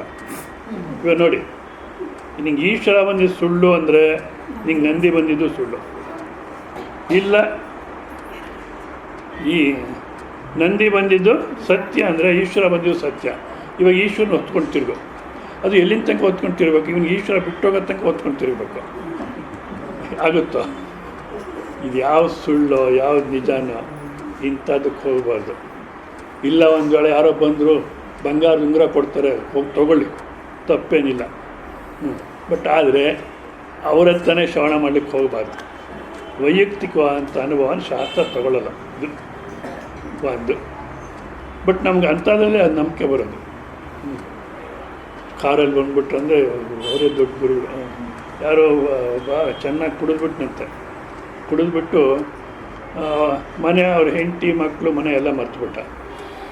ಮತ್ತೆ ಮರ್ತುಬಿಟ್ಟು ಅವ್ರ ಮನೆಗೆ ಬಂದಿಯಾನೆ. ಬಂದು ಬಾಗಿಲು ಬೆಲ್ ಮಾಡ್ದ. ಆಕೆ ಬಂದು ಹೊರಗಡೆ. ಹೆಂಡತಿ ಬಂದರೆ ನಮಸ್ಕಾರ ಮಾಡ್ತೀವಿ. ಯಾಕೆ ಮರ್ತುಬಿಟ್ಟಿಯಾನಲ್ಲ. ಅಮ್ಮ ತಾಯಿ, ನಾನು ಮನೆ ಮರ್ತುಬಿಟ್ಟಿದ್ದೀನಿ, ನಾನು ಹೆಂಡತಿ ಮಕ್ಕಳು ಮರ್ತುಬಿಟ್ಟಿದ್ದೀನಿ, ದಯವಿಟ್ಟು ನಮ್ಮ ಮನೆಗೆ ಕರ್ಕೊಂಡೋಗಿ ಅಮ್ಮ, ನಿಮ್ಗೆ ಗೊತ್ತಿದ್ರೆ ಅಂತಲೇ ಕೈ ಮುಗಿದು. ಆಕೆ, ಏನ್ರಿ ನೀವು ಕುಡಿದು ನಿಮ್ಮನ್ನು ನೀವು ಮರ್ತುಬಿಟ್ಟಿದ್ದೀರಾ, ನಾನೇ ನಿಮ್ಮ ಹೆಂಡತಿ, ಬನ್ನಿ ಒಳಗಡೆಗೆ ಅಂತ ಕೈ ಹಿಡ್ಕೊಂಡ್ಲು. ಎಂಥ ಅನ್ಯಾಯಮ್ಮ, ನನ್ನ ತಾಯಿ ಅಂತ ಮಾತಾಡ್ತಾರೆ, ನಾನೇ ಹೆಂಡತಿ ಅಂತೀರಲ್ಲಮ್ಮ, ಅಯ್ಯೋ ಬೇಡಮ್ಮ ಸರ್, ನಮ್ಮನೆ ಕರ್ಕೊಂಡೋಗ್ಯಮ್ಮ, ನನ್ನ ಹೆಂಡತಿ ಹತ್ರ ಕರ್ಕೊಂಡೋಗ್ಯಮ್ಮ. ನಾನೇ ರೀ ಅಂತೇಳಿದ್ರೆ ಆಗಲಿಲ್ಲ. ಕೊನೆಗೆ ಯಾರೋ ಬಂದ ಸ್ವಾಮೀಜಿ ಕಾರಲ್ಲಿ. ಏನಪ್ಪ ಗಲಾಟೆ? ನಾನು ಕುಡಿದು ನಮ್ಮ ಮನೆ ಹೆಂಡತಿ ಎಲ್ಲ ಮರ್ತುಬಿಟ್ಟಿದ್ದೀನಿ, ಇವ್ರನ್ನ ತಾಯಿ ಅಂತ ಮಾತಾಡಿದ್ರೆ ನಾನೇ ನಿಮ್ಮ ಹೆಂಡತಿ ಅಂತೇಳೆ ಅಂದರೆ, ನಾನು ಕಾರಲ್ಲಿ ಕೂತ್ಕೋ, ನಾನು ಕರ್ಕೊಂಡೋಗ್ತೀನಿ ನಿಮ್ಮ ಮನೆಗೆ. ನಿಜವಾಗ್ಲೂ ಆಕೆನೇ ಹೆಂಡತಿ, ಅದೇನೇ ಮನೆ, ನಾನು ಕಾರಲ್ಲಿ ಕೂತ್ಕೋ, ನಿಮ್ಮ ಮನೆಗೆ ಕರ್ಕೊಂಡೋಗ್ತೀನಿ ಅಂದರೆ, ನೀನಪ್ಪ ಗುರು ಅಂದರೆ ನಿಜವಾಗ್ಲೂ ಆಕೆನೇ ಸರಿಯಾದಂಥ ಗುರು. ಹೌದಲ್ಲ? ಸತ್ಯ ಹೇಳ್ತಾಳೆ. ಆದರೆ ಕಾರ್ ಇಲ್ಲ, ಏನು ವೈಭವ ಇಲ್ಲ, ಆಕೆ ಮಾತು ಬೆಲೆ ಬರೋಲ್ಲ. ಸತ್ಯ ನುಡಿಯತಕ್ಕಂಥದ್ದು ಆಗಬೇಕು. ಅಂದಾಗಿ ವೈಯಕ್ತಿಕವಾದಂಥ ಅನುಭವ ತೊಗೋಬಾರ್ದು. ನಾನು ಹೇಳಿದ್ದೆ, ಒಂದು ವೇಳೆ ಬಂಗಾರ ಕೊಡ್ತಾನೆ, ಹೋಗಿ ತೊಗೊಳ್ಳೋಣ, ಯಾಕೆ ಬಿಡಬೇಕು? ಆದರೆ ಶ್ರವಣಕ್ಕೆ ವೈಯಕ್ತಿಕವಾದಂಥ ಅನುಭವ ಪ್ರಯೋಜನ ಇಲ್ಲ. ಸಾರ್ವತ್ರಿಕ ಅನುಭವ ಎಲ್ಲರಲ್ಲೂ ಇರತಕ್ಕಂಥದ್ದು, ಎಲ್ಲರಲ್ಲೂ ಇರತಕ್ಕಂಥ ಅನುಭವ. ಎಲ್ಲರಲ್ಲಿರೋ ಅನುಭವ ಅಂದರೆ ಇಂದ್ರಿಯ ಅನುಭವ. ಹೌದಾ? ಇದೆಲ್ಲರಿಗೂ ಇದೆ. ಪಂಚ ಜ್ಞಾನೇಂದ್ರಿಯಗಳಿಂದ ವಸ್ತುಗಳನ್ನು ಅನುಭವಿಸ್ತಾ ಇದ್ದೀವಿ. ಇಂದ್ರಿಯ ಅನುಭವ ಎಲ್ಲರಲ್ಲೂ ಇದೆ. ಸೊ ಇಂದ್ರಿಯ ಅನುಭವವನ್ನು ತಗೊಳ್ಳೋಲ್ಲ ಶಾಸ್ತ್ರ. ಯಾಕಪ್ಪ ಅಂದರೆ ಇಂದ್ರಿಯಗಳಿಗೆ ದೇವರು ಕಾಣಲ್ಲ. ಹೇಳುವುದಲ್ಲ ಕಿವಿಗೊಟ್ಟಿನ್ನು ಕೇಳುವುದಲ್ಲ, ಹೇಳುವುದಲ್ಲ ಕಿವಿಗೊಟ್ಟಿನ್ನು ಕೇಳುವುದಲ್ಲ. ಅಲ್ರಿ ಹೇಳೋದಲ್ಲ ಕೇಳೋದಲ್ಲ ಅಂತೀರ, ಮತ್ತು ಮೊದಲನೇ ದಿವಸನೇ ಹೇಳಿದ್ರಿ ಇದನ್ನು ಏನಂತ, ಹೇಳೋದಲ್ಲ ಕೇಳೋದಲ್ಲ ಅಂತ ಮೊದಲನೇ ದಿವಸನೇ ಹೇಳಿಬಿಟ್ಟಿದ್ರೆ ನಾವು ಬರ್ತಲೇ ಇರಲಿಲ್ಲ. ಈ 3 ದಿವಸ ಹೇಳಿ ಮತ್ತು ಇವಾಗ ಹೇಳೋದಲ್ಲ ಕೇಳೋದಲ್ಲ ಅಂತೀರ, ಇನ್ನು 4 ದಿವಸ ಮುಂದುವರಿಯುತ್ತೆ ಅಂತೀರ. ಯಾಕೆ ಅಂದರೆ ಇಂದ್ರಿಯಗಳಿಗೆ ಸಿಗತಕ್ಕಂಥದ್ದಲ್ಲ. ಹೇಳದೇ ಇರಲದು ತಿಳಿಯುವುದಲ್ಲ. ಮತ್ತು ಬಿಡಿ ಹೇಳೋದು ಬೇಡ, ಹೇಳಿದ್ರೆ ಗೊತ್ತಾಗಲ್ಲ. ಹೇಳಿ ಕಪ್ಪಗಿದೆಯೋ ಕುಳ್ಳಿಗಿದೆಯೋ ಬೆಳ್ಳಿಗಿದೆಯೋ ಉದ್ದವಾಗಿದೆಯೋ ಹೇಗಿದೆಯೋ ಹೇಳಿದರೆ ಹೇಳಿ ವಾಚಕದಿಂದ ಕೆಡಿಸುವುದಲ್ಲ. ಅದನ್ನು ಶಬ್ದದಿಂದ ಹೇಳೋಕ್ಕೋದ್ರೆ ಕೆಡಿಸ್ಬಿಡ್ತೀವಿ. ಇಂಥದ್ದನ್ನು ಇಂದ್ರಿಯ ಅನುಭವ ತಗೊಳ್ಳಲ್ಲ, ಹೌದಾ? ಮತ್ತು ಇನ್ನೊಂದು ಅನುಭವ ಇದೆ, ಮನೋ ಅನುಭವ, ಮನಸ್ಸು. ಈಗ ಫೋನ್ ಬಂತು, ಆಕೆ ಫೋನ್ ತಗೊಂಡ್ಲು, ಆಕೆ ಹತ್ತ ಕಡೆ ಯಾರೋ ಅತ್ತೆ ಮಾತಾಡ್ತಾಳೆ, ನಾಳೆ ಮಧ್ಯಾಹ್ನ 12 ಗಂಟೆಗೆ ನಾನು ಬರ್ತೀನಿ, ಅವನ್ನ ಬಸ್ ಸ್ಟ್ಯಾಂಡ್ ಹತ್ರ ಕಳಿಸ್ಕೊಡು ಮಗನ್ನ ಅಂತ ಹೇಳ್ತಾಳೆ. ಇವ್ರು ಕೇಳಿದ ತಕ್ಷಣ ಹ್ಞೂ ಅಂತ ಇಟ್ಬಿಟ್ರು. ಈಗ ನಾಳೆ ಮಧ್ಯಾಹ್ನ ಬರ್ತೀನಿ ಅನ್ನೋ ಏನು ಇನ್ಫಾರ್ಮೇಷನ್ ಗೊತ್ತಾಯಿತೋ ಅದು ಇಂದ್ರಿಯದಿಂದ ಬಂದಂಥ ಅನುಭವ. ಹ್ಞೂ ಅಂತ ಕೋಪದಿಂದ ಇಟ್ಬಿಟ್ಲು. ಆ ಕೋಪ ಎಲ್ಲಿಂದ ಬಂತಪ್ಪ? ಒಳಗಡೆಯಿಂದ ಬಂತು. ಒಳಗಡೆಯಿಂದ ಬಂದು ಶರೀರನೆಲ್ಲ ಆಕ್ಯುಪೈ ಮಾಡಿಕೊಂಡು ಇನ್ನೂ ಸಾಧ್ಯವಾದರೆ ಹೊರಗಿನ ಪ್ರಪಂಚನ ಕೆಡಿಸ್ಬಿಡುತ್ತೆ. ಕಾಮ, ಕ್ರೋಧ, ಲೋಭ, ಮೋಹ, ಮದ, ಮಾತ್ಸರ್ಯ ಇವೆಲ್ಲನೂ ಮನೋ ಅನುಭವ. ಶಾಂತಿ, ಸಮಾಧಾನ ಎಲ್ಲ ಮನೋ ಅನುಭವ. ಆದರೆ ಆ ಮನೋ ಅನುಭವಕ್ಕೆ ಇದು ಪರಮಾತ್ಮ ಸ್ವರೂಪ ವಿಷಯವಲ್ಲ. ಇವೆರಡೂ ಬಿಟ್ಟು ಇದು ಚೆನ್ನಾಗಿ ಕೇಳಿ. ಸಾಮಾನ್ಯವಾಗಿ ಇದನ್ನು ಈ ಅನುಭವನ ಎಲ್ಲ ಮಹಾತ್ಮರು ಎಂದರೋ ಮಹಾನುಭಾವರು అందరికీ దూరం నుంచి వందనములు, ಹತ್ರಕ್ಕೋದ ಸಮಸ್ಯೆ. ಈ 3ನೇ ಅನುಭವನ ಎಲ್ಲ ಬಿಟ್ಬಿಟ್ಟಾರೆ. ಈ ಅನುಭವ ತಗೊಂಡ್ರೆ ನಮಗೆ ದೇವರು ಆನಂದ ಅಂದರೆ ಏನು ಅಂತ ಅರ್ಥ ಆಗೋದು. ಬಟ್ ಈ 3ನೇ ಅನುಭವನೆಲ್ಲ ಬಿಟ್ಬಿಟ್ಟಾರೆ. ಇನ್ಯಾವುದಪ್ಪ 3ನೇ ಅನುಭವ ಅಂದರೆ ಒಂದೊಂದು. ಈಗ ನೀವು ಇದ್ದೀರೋ ಇಲ್ಲ, ಏನೋ ಸಂದೇಹ ಇದೆಯೋ? ಇದ್ದೀನಿ ಅನ್ನೋಕ್ಕೆ ನಿಮಗೇನು ಪ್ರಮಾಣ? ಅಯ್ಯೋ ಸ್ವಾಮೀಜಿ ಇದ್ದೀನಿ, ಸ್ವತಃ ಸಿದ್ಧ ಅನುಭವ ಅಂದರೆ ಇಂದ್ರಿಯ ಅನುಭವ ಅಲ್ಲ ಅದು. ಇದ್ದೀರಾ ಅಂದಾಗ ತಾಳಿ ನೋಡ್ಕೊಂಡು ಹೇಳ್ತೀವಿ ಅನ್ನಲ್ಲ. ಏಕೆ? ಇಂದ್ರಿಯ ಅನುಭವ ಅಲ್ಲ, ಮನೋಬುದ್ಧಿ ಅನುಭವ ಅಲ್ಲ, ಸ್ವತಃ ಸಿದ್ಧವಾಗಿ ಇದ್ದೀನಿ. ಯಾವ ಬಾಬಾ ಬಂದು ಇಲ್ಲ ಅಂದ್ರೂ ಏನೋ ಹೇಳ್ತಾರೆ ಬಿಡೋರು, ಇದ್ದೀವಿ, ಹೌದಾ? ಒಂದು. ಇನ್ನೊಂದು, ರಾತ್ರಿ ಚೆನ್ನಾಗಿ ನಿದ್ದೆ ಮಾಡಿ ಬೆಳಿಗ್ಗೆ ಎದ್ದು ಏನಂತೀವಿ, ವಾ ಹಾಯಾಗಿ ನಿದ್ದು ಬಂತು, ಚೆನ್ನಾಗಿ ನಿದ್ದು ಮಾಡಿದೆ, ಆನಂದವಾಗಿ ನಿದ್ದು ಮಾಡಿದೆ ಅಂತೀವಿ. ನಿದ್ದೆ ಆನಂದವಾಗಿತ್ತು, ನಿದ್ದೆ ಚೆನ್ನಾಗಿತ್ತು ಅನ್ನೋದು ಯಾವುದರಿಂದ ಕಂಡಿಟ್ಕೊಂಡ್ರಿ? ಈಗ ಈ ದೊಡ್ಡಬಳ್ಳಾಪುರದೇನೋ ಚಿತ್ರಾನ್ನ ಫೇಮಸ್ ಅಂತಾರೆ. ನಾನು ಹೋಗಿಲ್ಲ ಅಂತ ಇಟ್ಕೊಳ್ಳಿ, ಯಾರೋ ಹೇಳಿದ್ದು. ಅದರ ಚಿತ್ರಾನ್ನ ಅಂದರೆ ಭಾಳ ಫೇಮಸ್ ಇಲ್ಲಿ. ಸರಿ, ಚಿತ್ರಾನ್ನ ದೊಡ್ಡಬಳ್ಳಾಪುರದ ಚಿತ್ರಾನ್ನ ಚೆನ್ನಾಗಿರುತ್ತೆ ಅನ್ಬೇಕಾದ್ರೆ ಯಾವುದರಿಂದ ಹೇಳ್ತೀವಿ? ನಾಲ್ಗೆಯಿಂದ, ಹೌದಾ? ಒಂದೊಂದೂರಲ್ಲಿ ಒಂದೊಂದು. ಕಾಕಿನಾಡದಲ್ಲಿ ಕಾಕಿನಾಡ ಕಾಜಾ ಅಂತಿರುತ್ತೆ. ಏನು ಬೋಂಡಾ ಥರ ಇರುತ್ತಂತೆ ಹೇಳ್ತಾರೆ. ನಾನೇನು ಟೆಸ್ಟ್ ಮಾಡೋಕ್ಕೆ ಹೋಗಿಲ್ಲ. ಬೋಂಡಾ ಥರ ಇರುತ್ತಂತೆ. ಭಾಳ ಹುಷಾರಾಗಿ ತಿನ್ನಬೇಕು. ಬಾಯಲ್ಲಿ ಇಟ್ಕೊಂಡು ಅಗದ್ಬಿಟ್ರೆ ಸಿಹಿ ನೀರು ಮುಖಕ್ಕೆಲ್ಲ ಬಡಿಯುತ್ತದೆ. ಅದಕ್ಕೆ ಭಾಳ ಹುಷಾರಾಗಿ ತಿನ್ಬೇಕಂತೆ. ಅದು ಭಾಳಷ್ಟು ಚೆನ್ನಾಗಿರುತ್ತೆ. ಕಾಕಿನಾಡಗೆ ಹೋದರೆ ಅದು ತಿಂದು ಬಂದಿದ್ರೆ ಅವನು ಪುಣ್ಯಾತ್ಮೆ ಅಲ್ಲ ಅಂತಾರೆ. ಕಾಕಿನಾಡ ಕಾದ, ಧಾರವಾಡ ಪೇಡ ಇವೆಲ್ಲ ಚೆನ್ನಾಗಿದೆ ಅನ್ಬೇಕಾದ್ರೆ ನಾಲ್ಗೆಯಿಂದ ಹೇಳ್ತೀವಿ. ಅದೇ ರೀತಿ ನಿದ್ದೆ ಚೆನ್ನಾಗಿದೆ ಅನ್ಬೇಕಾದ್ರೆ ಯಾವುದರಿಂದ ನೀವು ಹೇಳಿದ್ರಿ? ನಿದ್ದೆನ ರುಚಿ ನೋಡಿದ್ರಾ? ಇಲ್ಲ. ಮುಟ್ಟು ನೋಡಿದ್ರಾ ಮೆತ್ತಗಿದೆ ಮೃದುವಾಗಿದೆ ಅಂತ? ಇಲ್ಲ. ಮತ್ತು ವಾಸನೆ ನೋಡಿದ್ರಾ? ಇಲ್ಲ, ಹೌದಾ? ಮತ್ತಿನ್ನೇನು ಕಣ್ಣಿಂದ ನೋಡಿದ ನಿದ್ದೆನ ಕಪ್ಪಗಿದೆಯೋ ಬೆಳ್ಳಗಿದೆಯೋ ಕುಳ್ಳಿಗಿದೆಯೋ? ಇಲ್ಲ. ಮತ್ತು ಹೇಗೆ ಗೊತ್ತು ಚೆನ್ನಾಗಿದೆ ಅಂತ? ಅಯ್ಯೋ ಸ್ವಾಮೀಜಿ ನನ್ನ ಅನುಭವ ಅಂದರೆ ಇಂದ್ರಿಯಗಳ ಸಹಾಯ ಇಲ್ಲದಿರ, ಮನಸ್ಸು ಬುದ್ಧಿ ಸಹಾಯ ಇಲ್ಲದಿರ ತಿಳ್ಕೊಳ್ಳೋದೊಂದಿದೆ ನಮ್ಮಲ್ಲಿ. ಹೌದಾ? ನಿನ್ನೆ ರಾತ್ರಿ ಕನಸು ನೋಡಿದೆ. ಯಾವ ಕಣ್ಣಿಂದ ನೋಡಿದೆ? ನೀವು ಚೆನ್ನಾಗಿ ವಿವೇಕ ಮಾಡಬೇಕು ನಾವು. ಯಾವ ಕಣ್ಣಿಂದ ನೋಡಿದೆ ಕನಸನ್ನು? ಈ ಕಣ್ಣಿಂದ ಅಲ್ಲ. ಅಲ್ಲೇ ಒಂದು ಜೊತೆ ಕಣ್ಣಿತ್ತು ಅಂದರೆ ಆ ಕಣ್ಣು ಸಮೇತವಾಗಿ ಕನಸನ್ನು ಯಾವುದರಿಂದ ನೋಡಿದೆ ಅಂದರೆ ನನ್ನ ಅನುಭವ ಸ್ವಾಮೀಜಿ. ಅಂದರೆ ಇಂದ್ರಿಯಗಳ ಸಹಾಯ ಇಲ್ದಿರ, ಮನಸ್ಸು ಬುದ್ಧಿ ಸಹಾಯ ಇಲ್ದಿರ ನಮ್ಮಲ್ಲಿ ಯಾವುದೋ ಒಂದು ಅನುಭವ ಇದೆ, ಅದನ್ನು ತೊಗೊಂಡು ಹೇಳೋರು ಹೇಳಬೇಕು. ನಾವು ವಿಚಾರ ಮಾಡಬೇಕಾದ್ರೆ ಅದನ್ನು ತೊಗೊಂಡೇ ವಿಚಾರ ಮಾಡಬೇಕು. ಅದಕ್ಕೆ ಹೇಳ್ತಾರೆ ಶ್ರುತಿ ಆ ಅನುಭವವನ್ನು ತೊಗೊಂಡು, ನಮ್ಮಲ್ಲಿರ್ತಕ್ಕಂಥ ಅನುಭವವನ್ನು ತೊಗೊಂಡೇ ಹೇಳುತ್ತೆ. ದುಸ್ತರ್ಕ ಸೂರ್ಯಮ್ಯತಾಂ ಶ್ರುತಿಮತ್ತ ತರ್ಕೋನು ಸಂಧಿಯಾವತ್ತು. ಈ ರೀತಿ ಆಡಿದಾಗ ಬ್ರಹ್ಮಾಸ್ಮೀತಿ ವಿಭಾವ್ಯತಾಂ, ನಾನೇ ಬ್ರಹ್ಮಸ್ವರೂಪ ವಿಶೇಷವಾಗಿ ತಿಳ್ಕೋ, ಅನುಭವಪೂರ್ವಕವಾಗಿ ತಿಳ್ಕೋ. ಈಗ ಸಾಯಂಕಾಲ ಕ್ಲಾಸಿಗೆ ಬರೋವಾಗಲೇ 2 ಸಲ ವಿವೇಕ ಆಗಿದೆ. ಇದು ಇನ್ನೊಂದು ಸಲ ಕೇಳಿ, ಯಾರಾದರೂ ಬಂದಿರಲಿಲ್ಲೋ ಅವ್ರಿಗೂ ಚೆನ್ನಾಗಿ ಅರ್ಥ ಮಾಡ್ಕೊಳ್ಳಿ. ಬ್ರಹ್ಮ ಅಂದರೆ ಸತ್ಯಂ ಜ್ಞಾನಂ ಅನಂತಂ ಬ್ರಹ್ಮ. ಯಾವುದು ಸತ್ಯ ಸ್ವರೂಪನೋ, ಆದಿ ಅಂತ್ಯದಲ್ಲಿರ್ತಕ್ಕಂಥ ಅಖಂಡ ಸ್ವರೂಪನೋ, ಚೈತನ್ಯ ಸ್ವರೂಪನೋ ಅದು ಬ್ರಹ್ಮ. ಬರೀ ಶಬ್ದಗಳೇ ಆಯಿತು. ಯಾವುದು ಸತ್ಯ? ತನ್ನ ಇರುವಿಕೆಯಲ್ಲಿ ಬದಲಾವಣೆ ಮಾಡ್ಕೊಳ್ದಿಲ್ಲ, ತನ್ನ ಇರುವಿಕೆ ಕಳ್ಕೊಳ್ದಿರ ಯಾವುದಿದೆಯೋ ಅದು ಸತ್ಯ. ಅಂಥ ವಸ್ತು ಯಾವುದಪ್ಪ ಅಂದರೆ ನಾನು ನನ್ನ ಪ್ರಪಂಚ ಅಂತ ತೊಗೊಂಡಾಗ ಈ ನಾನು ಅನ್ನೋದು ಬದಲಾವಣೆ ಆಗ್ತಲೇ ಇರುತ್ತೆ. ಹೌದಾ? ನಾನು ಅನ್ನೋದು ಬದಲಾವಣೆ ಆಗ್ತಲೇ ಇರುತ್ತೆ. ಹೆಂಡತಿ ಜೊತೆ ಮಾತಾಡಬೇಕಾದ್ರೆ ಸಂಸಾರದ ಭಾರ, ಸಂಸಾರದ ರಾಮಾಯಣ ಎಲ್ಲ ಮುಖದಲ್ಲಿ ಕಾಣ್ತಿರುತ್ತೆ. ಹೌದಾ? ಅದೇ ತನಗೆ ಇಷ್ಟವಾದವ್ರ ಹತ್ರ ಮಾತಾಡಬೇಕಾದ್ರೆ ಪಲ್ಲುವಾಗಿರುತ್ತೆ ಮುಖ. ಆ ನಾನು ಅನ್ನೋದು ಬದಲಾವಣೆ ಆಯಿತು. ಹೌದಾ? ಮತ್ತು ಬುದ್ಧಿ ಅದು ಬದಲಾವಣೆ ಆಗುತ್ತೆ. ಮನಸ್ಸು ಬದಲಾವಣೆ ಅಂದರೂ ಒಂದೇ, ಮನಸ್ಸು ಅಂದರೂ ಒಂದೇ. ಹೌದಾ? ಇಂದ್ರಿಯಗಳು ಬದಲಾವಣೆ ಆಗುತ್ತೆ. ಹೊರಗಿನ ಪ್ರಪಂಚ ಬದಲಾವಣೆ ಆಗುತ್ತೆ. ಆದಿ ದೈವಿಕ ಪ್ರಪಂಚ ಎಲ್ಲನೂ ಬದಲಾವಣೆ ಆಗ್ತದೆ. ಹೌದಾ? ಆದ ಕಾರಣ ಇದ್ಯಾವುದು ಸತ್ಯವಲ್ಲ. ಅಷ್ಟೇ ಅಲ್ಲ, ನಿದ್ದೆ ಮಾಡಿದಾಗ ಇದ್ಯಾವುದು ಇಲ್ಲ ಅನ್ನಿಸ್ಕೊಳ್ಳುತ್ತೆ. ನಿದ್ದೆ ಅಂದಾಗ ನಿಮ್ಮ ನಿದ್ದೆ ನೀವು ನೋಡ್ಕೋಬೇಕು. ಇವಾಗ ನಿದ್ದೆ ಮಾಡಿ ನೋಡ್ಕೋಬೇಡಿ. ಯಾರೇ ನಿದ್ದೆ ಅನುಭವ ಇದೆ, ಆ ನಿದ್ದೆ ಅನುಭವ ತೊಗೊಂಡು ನೋಡಿದ್ರೆ ನಾನು ನನ್ನ ಪ್ರಪಂಚ ಅನ್ನತಕ್ಕಂಥದ್ದು ಇರಲಿಲ್ಲ. ಹೌದಾ? ಅಂದಾಗ ಏನಾಯಿತು? ಈ ನಾನು ನನ್ನ ಪ್ರಪಂಚ ಇದ್ದಾಗಲೂ ಬದಲಾವಣೆ ಆಗುತ್ತೆ, ಒಂದು ಸಮಯದಲ್ಲಿ ಇಲ್ಲದಿರ ಹೋಗುತ್ತೆ. ಆದ ಕಾರಣ ಇದು ಸತ್ಯ ಅಲ್ಲ.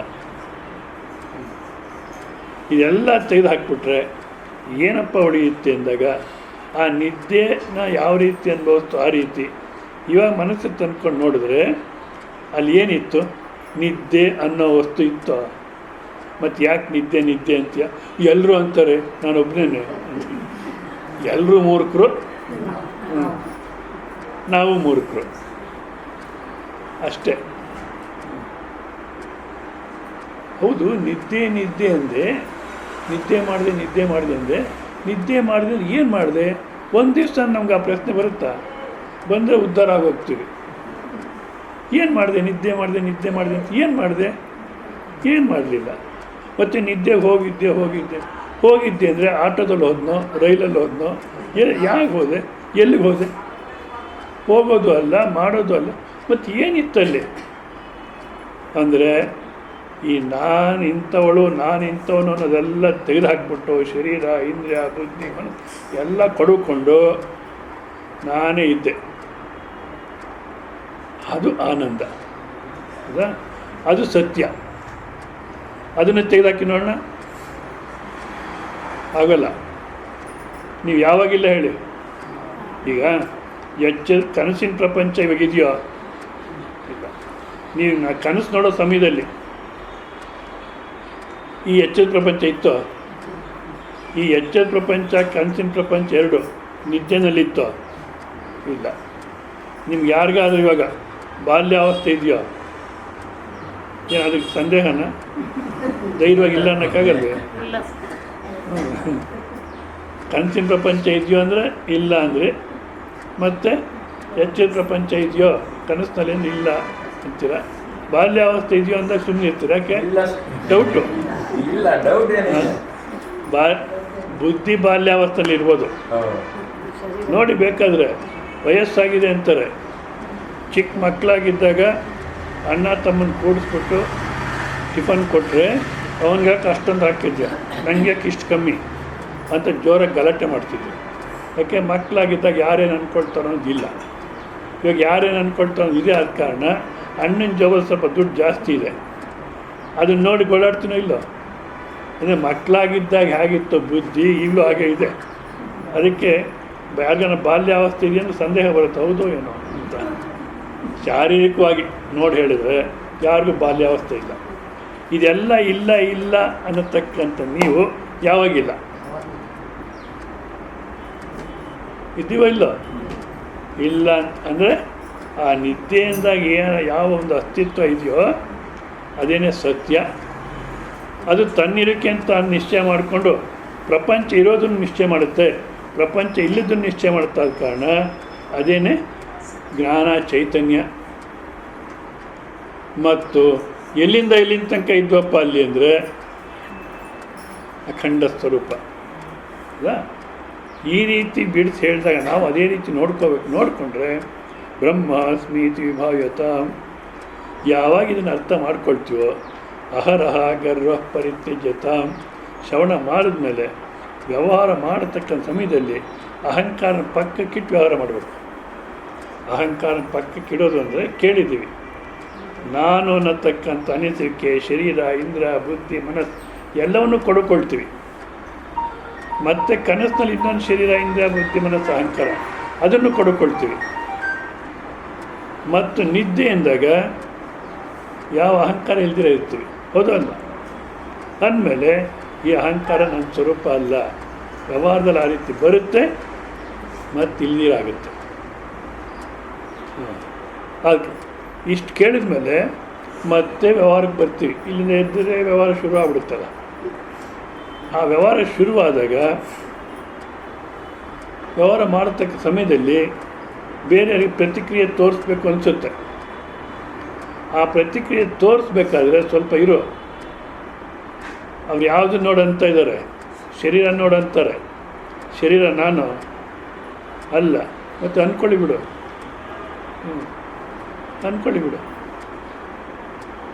ನಾನು ಅನ್ನೋದು ಎಲ್ಲಿ ಎದ್ಕೊಳ್ಳುತ್ತೋ ಅಲ್ಲಿ ವ್ಯವಹಾರ ಮಾಡಲಿಕ್ಕೆ ಹೋಗಬಾರ್ದು. ಸ್ವಲ್ಪ ಇರು, ಇದನ್ನು ಪಕ್ಕಕ್ಕೆ ತಳ್ಳಿಬಿಟ್ಟು ಆಮೇಲೆ ನೋಡೋಣ ಏನು ಮಾಡಬೇಕು. ಈ ರೀತಿ ಯಾವಾಗ ನಾನು ಅನ್ನತಕ್ಕಂಥ ಅಹಂಕಾರ ಬರುತ್ತೋ ನನ್ನ ಮಾತಿಗೆ ಬೆಲೆ ಇಲ್ವಾ? ಹಾಂ, ನಾನಂದು ಏನು ಅಂದ್ಕೊಂಡ್ರಿ, ಅವ್ರೇನನ್ನ ಅಂದ್ಕೊಳ್ಳಿ, ನೀನೇನು ಅಂದ್ಕೊಂಡಿದ್ದೀವಿ.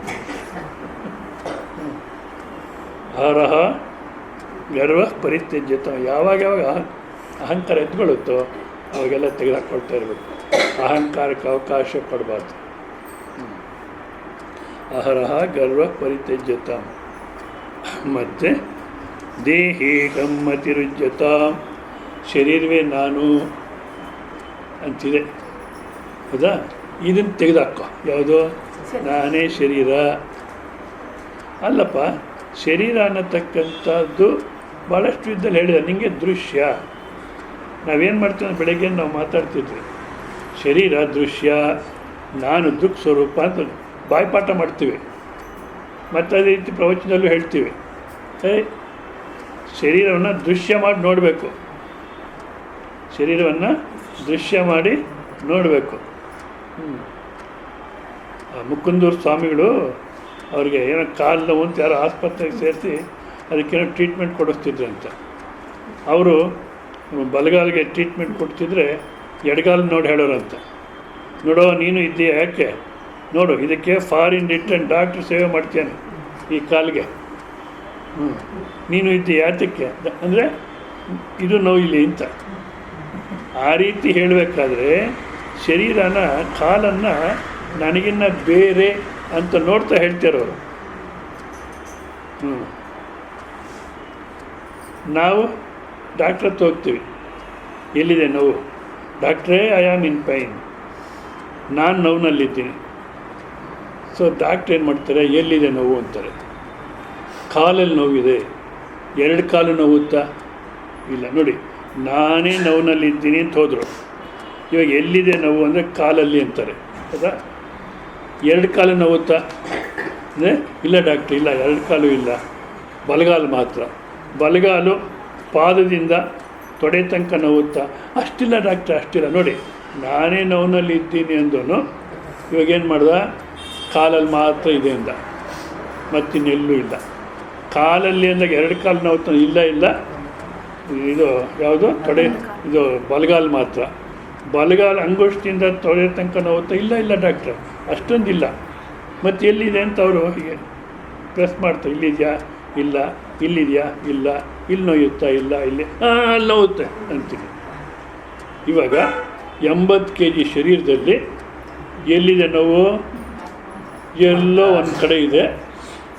ಅದನ್ನು ಇಡೀ ಶರೀರಕ್ಕೆ ಹಾಕ್ಕೊಂಡ್ಬಿಟ್ಟು ಮನಸ್ಸು ಬುದ್ಧಿನೂ ಅದರಲ್ಲೇ ಲಗ್ನ ಮಾಡಿಬಿಟ್ಟು ಮತ್ತು ಆತ್ಮಕ್ಕೂ ನೋವಿಗೂ ಭೇದನೇ ಇಲ್ಲ ಅಂತ ಶುರು ಮಾಡಿಬಿಡ್ತು. ನನಗೇ ನೋವು, ನನಗೆ ನೋವು ಅಂತ.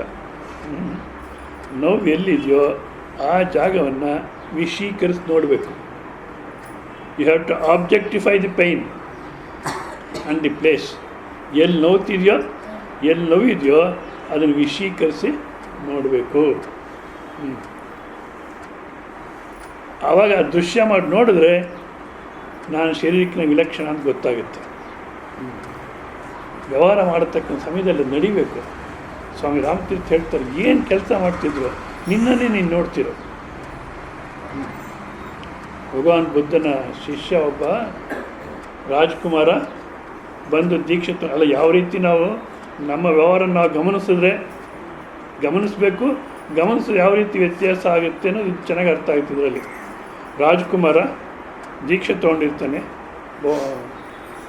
ಬೌದ್ಧ ಭಿಕ್ಷು ದೀಕ್ಷೆ. 1 ತಿಂಗಳಾಗಿರುತ್ತೆ. 1 ತಿಂಗಳಿಗೇ ಅಡ್ಜಸ್ಟ್ ಆಗಲ್ವಲ್ಲ. ರಾಜ್ಕುಮಾರ ಚೆನ್ನಾಗಿ ತಿಂತಿದ್ದ ಮಿಷ್ಟಾನ್ನ. ಇಲ್ಲಿ ನೋಡಿದ್ರೆ ಭಿಕ್ಷೆ ಎತ್ಕೊಂಡು ಜೀವನ ಮಾಡೋಕ್ಕೆ ಆಶ್ರಮದಲ್ಲಿ. ಈಗಿನ ಕಾಲದ ಆಶ್ರಮಗಳಲ್ಲಿ ಪರವಾಗಿಲ್ಲ, ಚೆನ್ನಾಗಿ ಹಾಕ್ತಾರೆ. ಹಿಂದಿನ ಕಾಲದಲ್ಲಿ ಆ ಥರ ಇಲ್ಲ. ಭಿಕ್ಷೆ ಎತ್ಕೊಂಡು ಹೋಗ್ಬೇಕಾಗಿತ್ತು, ತಿನ್ನಬೇಕಾಗಿತ್ತು. ಅವನಿಗೆ ಬೇಸರ ಆಗಿಬಿಡ್ತು ತಿಂದು. ಯಾರ ಮನೆಗೆ ಹೋಗಿ ಚೆನ್ನಾಗಿ ಊಟ ಮಾಡಬೇಕಪ್ಪ ಅಂದ್ಕೊಳ್ತಿದ್ದ. ಅಷ್ಟೊಂದು ಭಗವಾನ್ ಬುದ್ಧಂಗೆ ಅರ್ಥ ಆಯಿತು ಏನೋ, ನಾಳೆ ದಿವಸ ಅವ್ರ ಮನೆಗೆ ಭಿಕ್ಷೆ ಇದೆ, ನಂಗೆ ಟೈಮ್ ಇಲ್ಲ, ನೀನೇ ಹೋಗೋದ್ರು. ಭಾಳ ಖುಷಿಯಾಯಿತು ನನಗೆ. ಅಬ್ಬ, ಅದು ಹೇಗೆ ಗೊತ್ತಾಯಿತು ಭಗವಾನ್ ಬುದ್ಧಂಗೆ? ಒಳ್ಳೇದಾಯ್ತು ಬಿಡು, ನಾಳೆ ಹೋಗಿ ಚೆನ್ನಾಗಿ ತಿನ್ಕೊಂಬರ್ಬೇಕು ಅಂತ ಈಗಲೇ ಶುರು ಮಾಡ್ದ. ಇಂತಿಂಥ ಐಟಮ್ ಮಾಡಿದರೆ ಚೆನ್ನಾಗಿ ತಿನ್ನಬೇಕು ಅಂತ ಲೆಕ್ಕ ಹಾಕ್ತಿದ್ದ. ಮತ್ತು ಅವ್ರ ಮನೆಗೆ ಹೋಗ್ಬೇಕು, ಅದನ್ನೇ ಯೋಚನೆ ಮಾಡ್ಕೊಂಡು ಹೋಗ್ತಾನೆ, ಈ ಐಟಮ್ ಮಾಡಿರ್ತಾರೋ ಇಲ್ಲೋ ಏನೋ ಅಂತ ಹೋದ. ಅಲ್ಲಿ ಊಟಕ್ಕೆ ಕೂಡಬೇಕಾದ್ರೆ ಅದೇ ಚಿಂತನೆ ಇದೆ, ಏನು ಮಾಡಿದಾರೋ ಎತ್ತು ಅಂತ. ನೋಡಿದ್ರೆ ಇವನು ಏನೇನು ಅಂದ್ಕೊಂಡಿದ್ದು ಅದೇ ಮಾಡ್ಯಾಳೆ ಆಕೆ, ಅದೇ ಐಟಮ್ಸ್ ಮಾಡ್ಯಾಳೆ. ಭಾಳ ಸಂತೋಷ ಆಯಿತು, ಚೆನ್ನಾಗಿ ತಿಂದ. ಊಟ ಆದಮೇಲೆ ಸಾಮಾನ್ಯವಾಗಿ ಎಷ್ಟು ಊಟ ಮಾಡ್ತೀವಿ ನಾವು ಅಂದರೆ, ಮಲಗಿದ್ರೆ ಸಾಕಪ್ಪ, ಅಷ್ಟು ಊಟ ಮಾಡ್ದ. ಈಗ ಆಶ್ರಮಕ್ಕೆ ಬಿಸಿಲಲ್ಲಿ ನಡ್ಕೊಂಡು ಹೋಗ್ಬೇಕಲ್ಲ, ಹಾಗೆ ನಾನು ಅಷ್ಟೊತ್ತಿಗೆ ಹಾಕಿ ಬಂದರು. ಸ್ವಾಮೀಜಿ, ನೀವು ಬಿಸಿಲಲ್ಲಿ ನಡ್ಕೊಂಡು ಹೋಗಬೇಡಿ, ಸಂಜೆಗೆ ಹೋಗಿ ನಿಂತ್ರಿ, ಇವಾಗ ಇಲ್ಲೇ ರೆಸ್ಟ್ ತೊಗೊಳ್ಳಿ ಅಂತ. ನಾನು ಅಂದ್ಕೊಂಡ ಐಟಮ್ಮೇ ಮಾಡ್ಯಾಳೆ. ಈಗ ಮನಸ್ಸಿಗೆ ಬಿಸಿಲಲ್ಲಿ ಹೇಗಪ್ಪ ಹೋಗೋದು ಅನ್ನೋ ಅಷ್ಟೊತ್ತು ಸರಿಯಾಗಿ ಈ ಥರ ಹೇಳ್ತಾಳೆ. ನನ್ನ ಮನಸ್ಸಿಗೆ ಅದ್ರಲ್ಲಿ ಯಾಕೆ ಗೊತ್ತಾಗುತ್ತೆ ಈಚೆಗೆ? ಇಲ್ಲ ಬಿಡಿ, ಏನೋ ಶ್ರದ್ಧೆಯಿಂದ ಹೇಳಿರ್ತಾರೆ ಅಂದ್ಬಿಟ್ಟು ಆಯಿತು ಅಂದ. ಮತ್ತೆ ಇನ್ನೊಂದು ಆಲೋಚನೆ ಬಂತು, ನಾನು ಬೌದ್ಧ ಭಿಕ್ಷು, ಇವ್ರ ಮಂಚ, ಇವ್ರ ಹಾಸಿಗೆ, ಇವ್ರ ಹೊತ್ತಿಗೆ ಇದೆಲ್ಲ ಹೇಗೆ ಉಪಯೋಗಿಸೋದು ಅಂತ. ಅಷ್ಟೊತ್ತಿಗೆ ಆಕೆ ರೂಮಿಂದ ಎಲ್ಲ ರೆಡಿ ಮಾಡಿ, ನಿಮಗೋಸ್ಕರ ಮಂಚ ತರಿಸಿದ್ವಿ, ಹೊಸ ಹೊತ್ತಿಗೆ ಎಲ್ಲ ತರಿಸಿದ್ವಿ, ನೀವು ಅದನ್ನು ಉಪಯೋಗಿಸಿ, ಆಮೇಲೆ ನಾವು ಪ್ರಸಾದ ಅಂತ ಉಪಯೋಗಿಸ್ಕೊಳ್ತೀವಿ. ಹೇಗೆ ಗೊತ್ತಾಗುತ್ತಪ್ಪ, ನನ್ನ ಮನಸ್ಸನ್ನು ಬಂದಿದ್ದೆಲ್ಲ ಗೊತ್ತಾಗುತ್ತಲ್ಲ ಈಕೆಗೆ ಅಂದರೂ ಸರಿ, ಏನೋ ಭಕ್ತಿನ ತಂದಿರ್ತಾರೆ ಅಂತ ಹೋಗಿ ಮಲಗಿದ್ರು. ಮಲಗಬೇಕಾದ್ರೆ ಒಂದು ಕೆಟ್ಟ ಆಲೋಚನೆಯೂ ಬಂತು. ಗೃಹಸ್ಥನಾಗಿದ್ದ, 1 ತಿಂಗಳಾಗಿದೆ, ಇನ್ನೂ ಆ ಸಂಸ್ಕಾರ ಎಲ್ಲೋಗುತ್ತೆ. ಒಂದು ಕೆಟ್ಟ ಆಲೋಚನೆ ಬಂತು, ಇದು ಎಲ್ಲಿ ಗೊತ್ತಾಗುತ್ತೋ ಆಕೆಗೆ ಅಂದ್ಬಿಟ್ಟು ಅಲ್ಲಿಂದ ಓಡ್ಬಿಟ್ಟ. ಓಡಿ ಭಗವಾನ್ ಬುದ್ಧನ ಹತ್ರ ಬಂದು ಅವ್ರ ಪಾದದ ಮೇಲೆ ಬಿದ್ದು ನಮಸ್ಕಾರ ಮಾಡಿ, ಇನ್ನೆಲ್ಲೂ ಕಳಿಸ್ಬೇಡಿ, ನನ್ನ ಆಶ್ರಮದಲ್ಲಿ ಏನಾಗ್ತದೆ ಅದು ತಿಂತೀನಿ, ನಾನೇ ಭಿಕ್ಷೆ ಬಿಡ್ಕೊಂಡು ಬರ್ತೀನಿ, ಎಲ್ಲೂ ಕಳಿಸ್ಬೇಡಿ ಅಲ್ಲ. ಯಾಕೆ, ಏನಾಯ್ತು ಹೇಳು? ಈ ಥರ ಎಲ್ಲ ಆಯಿತು. ಈ ಕೆಟ್ಟ ಆಲೋಚನೆ ಆಕೆ ಎಲ್ಲಿ ಗೊತ್ತಾಗಿತ್ತು ಅಂತ ಭಯ ನನಗೆ, ನಿನ್ಮೇಲೆ ಎಲ್ಲೂ ಕಳಿಸ್ಬೇಡಿ ಅಂದ. ಭಗವಾನ್ ಮಹಾತ್ಮರಿಗೆ ಯಾವ ರೀತಿ ಉಪದೇಶ ಮಾಡಬೇಕು ಅಂತ ಗೊತ್ತು, ಭಾಳ ಪ್ರಯತ್ನ ಮಾಡ್ತಾರೆ ಪಾಪ. ನಾವೇ ಸ್ಪಂದಿಸಲ್ಲ ಅವರಿಗೆ. ಅದು ಭಗವಾನ್ ಬುದ್ಧ ಏನು ಮಾಡ್ತಾರೆ, ಈ ಥರ ಆದರೆ ಇವನಿಗೆ ಅರ್ಥ ಆಗುತ್ತೆ ಅಂದ್ಬಿಟ್ಟು ನಾಳೆನೂ ಅವ್ರ ಮನೆಗೆ ಇದೆ, ನಾಳೆನೂ ಅಲ್ಲೇ ಹೋಗು. ನಾವು ಹೋಗಲ್ಲ ಅಂತ, ಹೋಗಲೇಬೇಕು. ಭಗವಾನ್ ಬುದ್ಧ ಭಾಳ ಹಠ ಮಾಡಿ ಕಳಿಸ್ತಾರೆ. ಇವತ್ತು ಹೋಗಬೇಕಾದ್ರೆ ಭಾಳ ಹುಷಾರಾಗಿದ್ದಾನೆ, ತನ್ನನ್ನು ತಾನು ಗಮನಿಸ್ತಿದ್ದಾನೆ. ಏನು ಎಲ್ಲಿ ಯಾವ ಕೆಟ್ಟ ಆಲೋಚನೆ ಬಂದ್ಬಿಡುತ್ತೋ, ಎಲ್ಲಿ ಹಾಕಿ ಗೊತ್ತಾಗುತ್ತೋ ಅಂದ್ಬಿಟ್ಟು ತನ್ನನ್ನು ತಾನು ಗಮನಿಸ್ತಾ ಇದ್ದಾನೆ. ಹೋಗ್ತಿರ್ಬೇಕಾದ್ರೆ ಕಾಲು ಎತ್ತಿಡತಕ್ಕಂಥದ್ದು ಗೊತ್ತಾಗುತ್ತೆ, ಉಸಿರಾಟನೂ ಗೊತ್ತಾಗುತ್ತೆ, ಮನಸ್ಸಿನಲ್ಲಿ ಏನೇನು ಆಲೋಚನೆ ಅದೆಲ್ಲನೂ ಗೊತ್ತಾಗ್ತಾ ಇದೆ. ಎಲ್ಲವನ್ನು ಗಮನಿಸ್ಕೊಂಡು ಹೋಗ್ತಾನೆ. ಅಲ್ಲಿ ಹೋಗಿ ಊಟಕ್ಕೆ ಕೊಡ್ತಾನೆ. ಅವ್ರು ತಟ್ಟೆ ಹಾಕಿದ್ದು ಗೊತ್ತಾಯಿತು, ಏನೇನು ಬಡಿಸ್ತಾರೆ ಅಂತಕ್ಕಂಥ ನೋಡ್ತಾನೆ. ಮತ್ತು ಕೈನಲ್ಲಿ ಕಲಿಸ್ಬೇಕಾದ್ರೆ ಅದು ಗೊತ್ತಾಗ್ತಾ ಇದೆ, ಬಾಯಲ್ಲಿ ಇಟ್ಕೋಬೇಕಾದ್ರೆ ಅದು ಗೊತ್ತಾಗ್ತಾ ಇದೆ, ಗಂಟ್ಲಿಂದ ಒಳಗಡೆ ಹೋಗುತ್ತಲ್ಲ ಅದು ಚೆನ್ನಾಗಿ ಗೊತ್ತಾಗ್ತಾ ಇದೆ. ತನ್ನನ್ನು ತಾನು ಗಮನಿಸ್ತಾ ಆ ಥರ ಊಟ ಮಾಡ್ತಿರ್ಬೇಕಾದ್ರೆ ಅವಾಗ ಅನಿಸುತ್ತೆ, ನಾನು ಊಟ ಮಾಡಿಲ್ಲ, ಊಟ ಮಾಡೋನ್ನು ನೋಡ್ತಿದ್ದೀನಿ. ಅರ್ಥವಾಗುತ್ತೋ ಇಲ್ಲೋ? ನಾವಾದ ಟಿ ವಿಗೆ ನೋಡಿ ಗವ ಗವ ತಿಂತೀವಿ. ನಮ್ಮಲ್ಲಿ ಏನಿತ್ತು, ಮೌನವಾಗಿ ಊಟ ಮಾಡಿ. ಅದರಲ್ಲಿ ಎರಡು ಅರ್ಥ. ಯಾಕೆ ಆ ಥರ ಹೇಳೋರು ಅಂದರೆ, ಇದು ಚೆನ್ನಾಗಿಲ್ಲ ಅದು ಚೆನ್ನಾಗಿಲ್ಲ ತಲೆ ಕೆಡಿಸ್ಕೊಂಡು ಮನೆಗೆ ಎಲ್ಲ ಕುರುಕ್ಷೇತ್ರ ಮಾಡ್ಕೊಂಡು ತಿನ್ನಬಾರ್ದು, ಸಮಾಧಾನವಾಗಿ ತಿನ್ನಬೇಕು. ಅದಕ್ಕೋಸ್ಕರ ಸಮಾಧಾನ, ಮೌನ ಇದ್ದು ಸಮಾಧಾನ ಇರುತ್ತೆ. ಅದು ಒಂದು. ಎರಡನೇದು, ಏನು ತಿಂತೀರೋ ಅದನ್ನೇ ಗಮನಿಸಿ, ಅದನ್ನೇ ನೋಡ್ತಿದ್ರೆ ಅವ್ರು ಹೇಳ್ತಾರೆ, ಊಟ ಮಾಡೋನ್ನು ನೋಡಿದೆ ನಾನು. ಭಗವಾನ್ ಬುದ್ಧ ಹೇಳ್ತಿದ್ದು ಇವತ್ತು ಅರ್ಥವಾಯಿತು ಅಂದ್ಬಿಟ್ಟು ಮತ್ತೆ ಓಡಿ ಭಗವಾನ್ ಬುದ್ಧನ ಪಾದ ಮೇಲೆ ಬಿದ್ದು, ಧನ್ಯೋಸ್ನಿ, ಇವತ್ತು ನೀವು ಕಳಿಸ್ಬಿಟ್ಟು ಒಳ್ಳೇದಾಯಿತು. ಏನಾಯ್ತು ಹೇಳು? ನನ್ನನ್ಗೆ ನಾನು ಗಮನಿಸ್ತಾ ಇದ್ದೆ, ಅಲ್ಲಿ ಹೋಗಿ ಊಟ ಮಾಡತಕ್ಕಂಥ ಸಮಯದಲ್ಲಿ ನೋಡಿದ್ರೆ ಊಟ ಮಾಡೋನು ಗಮನಿಸ್ತಾ ಇದ್ದೀನಿ, ನಾನು ಊಟ ಮಾಡಿಲ್ಲ. ಇವಾಗ ಇಲ್ಲಿ ಕೇಳ್ತಾ ಇದ್ದೀರಾ ಅಲ್ಲ, ನಿದ್ದೆ ಮಾಡಿದಿರ, ನಿಮ್ಮನ್ನು ನೀವು ಗಮನಿಸಿದ್ರೆ ಹೇಳತಕ್ಕಂಥ ಸ್ವಾಮಿ ವಕ್ತ ನಿಮಗೆ ದೃಶ್ಯ, ಹೌದಲ್ಲ? ನೀವು ನೋಡ್ತಿದ್ದೀರ ಸ್ವಾಮಿನ, ದೃಶ್ಯ ವಕ್ತ, ಮತ್ತು ನೀವು ಶ್ರೋತ, ಕೇಳೋರು. ಈಗ ಕೆಲವು ಸಲ ಎಲ್ಲರೂ ನಗ್ತಾರೆ, ನಿಮಗೆ ನಗು ಬರಲ್ಲ.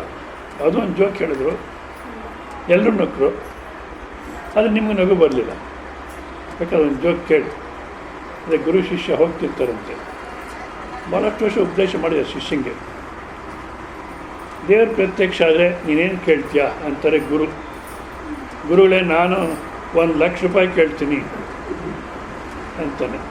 ಸರಿ, ಗುರುಗಳು ಎಷ್ಟು ಉಪದೇಶ ಮಾಡೋದು ಇಷ್ಟೇನೆ ಅಂದ್ಕೊಳ್ತಾರೆ. ಆಮೇಲೆ ಶಿಷ್ಯ ಕೇಳ್ತಾನೆ, ಗುರುಗಳೇ ನೀವೇನು ಕೇಳ್ತೀರಾ ದೇವ್ರ ಪ್ರತ್ಯಕ್ಷ ಆದರೆ? ನಾನು ದುಡ್ಡು ಕೇಳಲ್ಲಪ್ಪ, ಆತ್ಮಜ್ಞಾನವೇ ಕೇಳ್ತೀನಿ ಅಂತ. ಅದು ಸರಿ ಗುರುಗಳೇ, ಯಾರತ್ತು ಯಾವುದಿಲ್ಲೋ ಅದು ಕೇಳ್ತಾರೆ.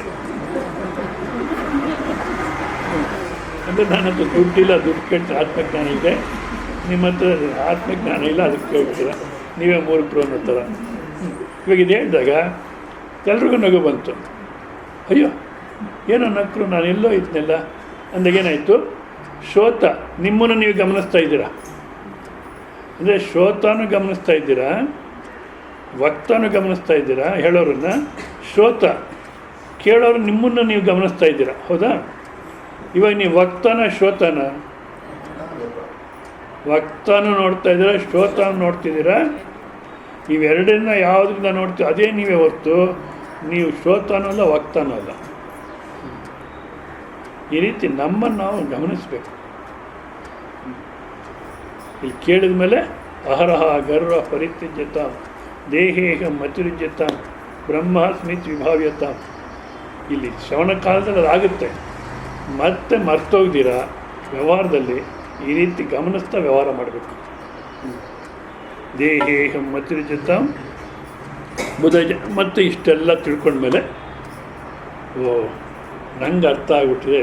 ಈಗಿನ ಕಾಲಕ್ಕಂದು ಭಾಳಷ್ಟು ಜನ ಇದ್ದಾರೆ ಇತ್ತು, ನಂಗೆ ಅರ್ಥ ಆಗಿಬಿಟ್ಟಿದೆ, ನಾನು ಬ್ರಹ್ಮ. ಇವಾಗ ನಿದ್ದೆ ಮಾಡ್ತಿದ್ದಾರೆ ಅಂತ ಮಲಗಿದ್ದಾರೆ, ಹೌದಾ? ನಾವು ಕೇಳ್ತೀವಿ, ನಿದ್ದೆ ಬಂದಿದೆಯಾ ಅಂದರೆ, ಓ ಚೆನ್ನಾಗಿ ಬಂದಿದೆ ನಿದ್ದೆ ಅಂತಾರೆ. ಅಲ್ಲಿಗೇನು ಅರ್ಥ ಹೇಳಿ? ಯಾವ ರೀತಿ ನಿದ್ದೆ ಬಂದರೆ ನಿದ್ದೆ ಬಂದಿದೆ ಅನ್ನೋನಿರಲ್ವೋ ಅದೇ ರೀತಿ ಆತ್ಮಜ್ಞಾನ ಆಯಿತು ಅಂದರೆ ಆತ್ಮಜ್ಞಾನ ಆಗಿದೆ ಅನ್ನೋ ಅಭಿಮಾನ ಇರೋಲ್ಲ. ನಾವೇನು ಮಾಡ್ತೀವಿ, ಎಲ್ಲ ಕೇಳಿದ್ವಿ, ನಾನು ಚೆನ್ನಾಗಿ ತಿಳ್ಕೊಂಬಿಟ್ಟಿದ್ದೀನಿ ಅಂತ ಯಾರನ್ನ ಒಬ್ರು ಬಂದರೆ ಅವ್ರ ಹತ್ರ ವಾದ ಮಾಡೋಕ್ಕೆ ಹೋಗ್ತೀವಿ. ಬುಧ ಜನ ಈ ವಾದ ಪರಿತ್ಯಜ್ಯತ, ವಾದ ಮಾಡಲಿಕ್ಕೆ ಹೋಗಬೇಡ. ಅವ್ರು ಹೇಳ್ತಕ್ಕಂಥ ನೀನು ವಿಚಾರ ಮಾಡಿರ್ತಕ್ಕ ಏನು ಉನ್ನತವಾದಿದ್ದರೆ ಅದನ್ನು ತಿಳ್ಕೊಳ್ಳಿಕ್ಕೆ ಪ್ರಯತ್ನ ಮಾಡಿ ಅಷ್ಟೇ ಹೊರತು ವಾದದಲ್ಲಿ ಏನಾಗುತ್ತೆ, ಅಹಂಕಾರ ಗಟ್ಟಿ ಬೆಳೆಯುತ್ತಿನ್ನು. ಅಹಂಕಾರ ಬೆಳೆಯುತ್ತೆ, ಅದಕ್ಕೆ ವಾದಕ್ಕೆ ಹೋಗಬಾರ್ದು. ಏಕಾಂತೆ ಸುಖಮಾಸ್ಯತಾಮ್ ಅಂತಾರೆ, ಅಲ್ಲ ಕ್ಷುದ್ವ್ಯಾಧಿಸ್ಥ ಚಿಕಿತ್ಸೆತಾಮ್ ಅಂತಾರೆ. ಅಂದರೆ ಇಷ್ಟು ಅರ್ಥವಾದರೆ ಮತ್ತೆ ಯಾವ ರೀತಿ ಜೀವನ ಮಾಡಬೇಕು ಅಂತಾರೆ, ಅದನ್ನು ಮುಂದಕ್ಕೆ ನೋಡೋಣ ನಾವು. ಓಂ ಪೂರ್ಣಮಿದಂ ಪೂರ್ಣಾತ್ ಪೂರ್ಣಮುದಚ್ಯತೆ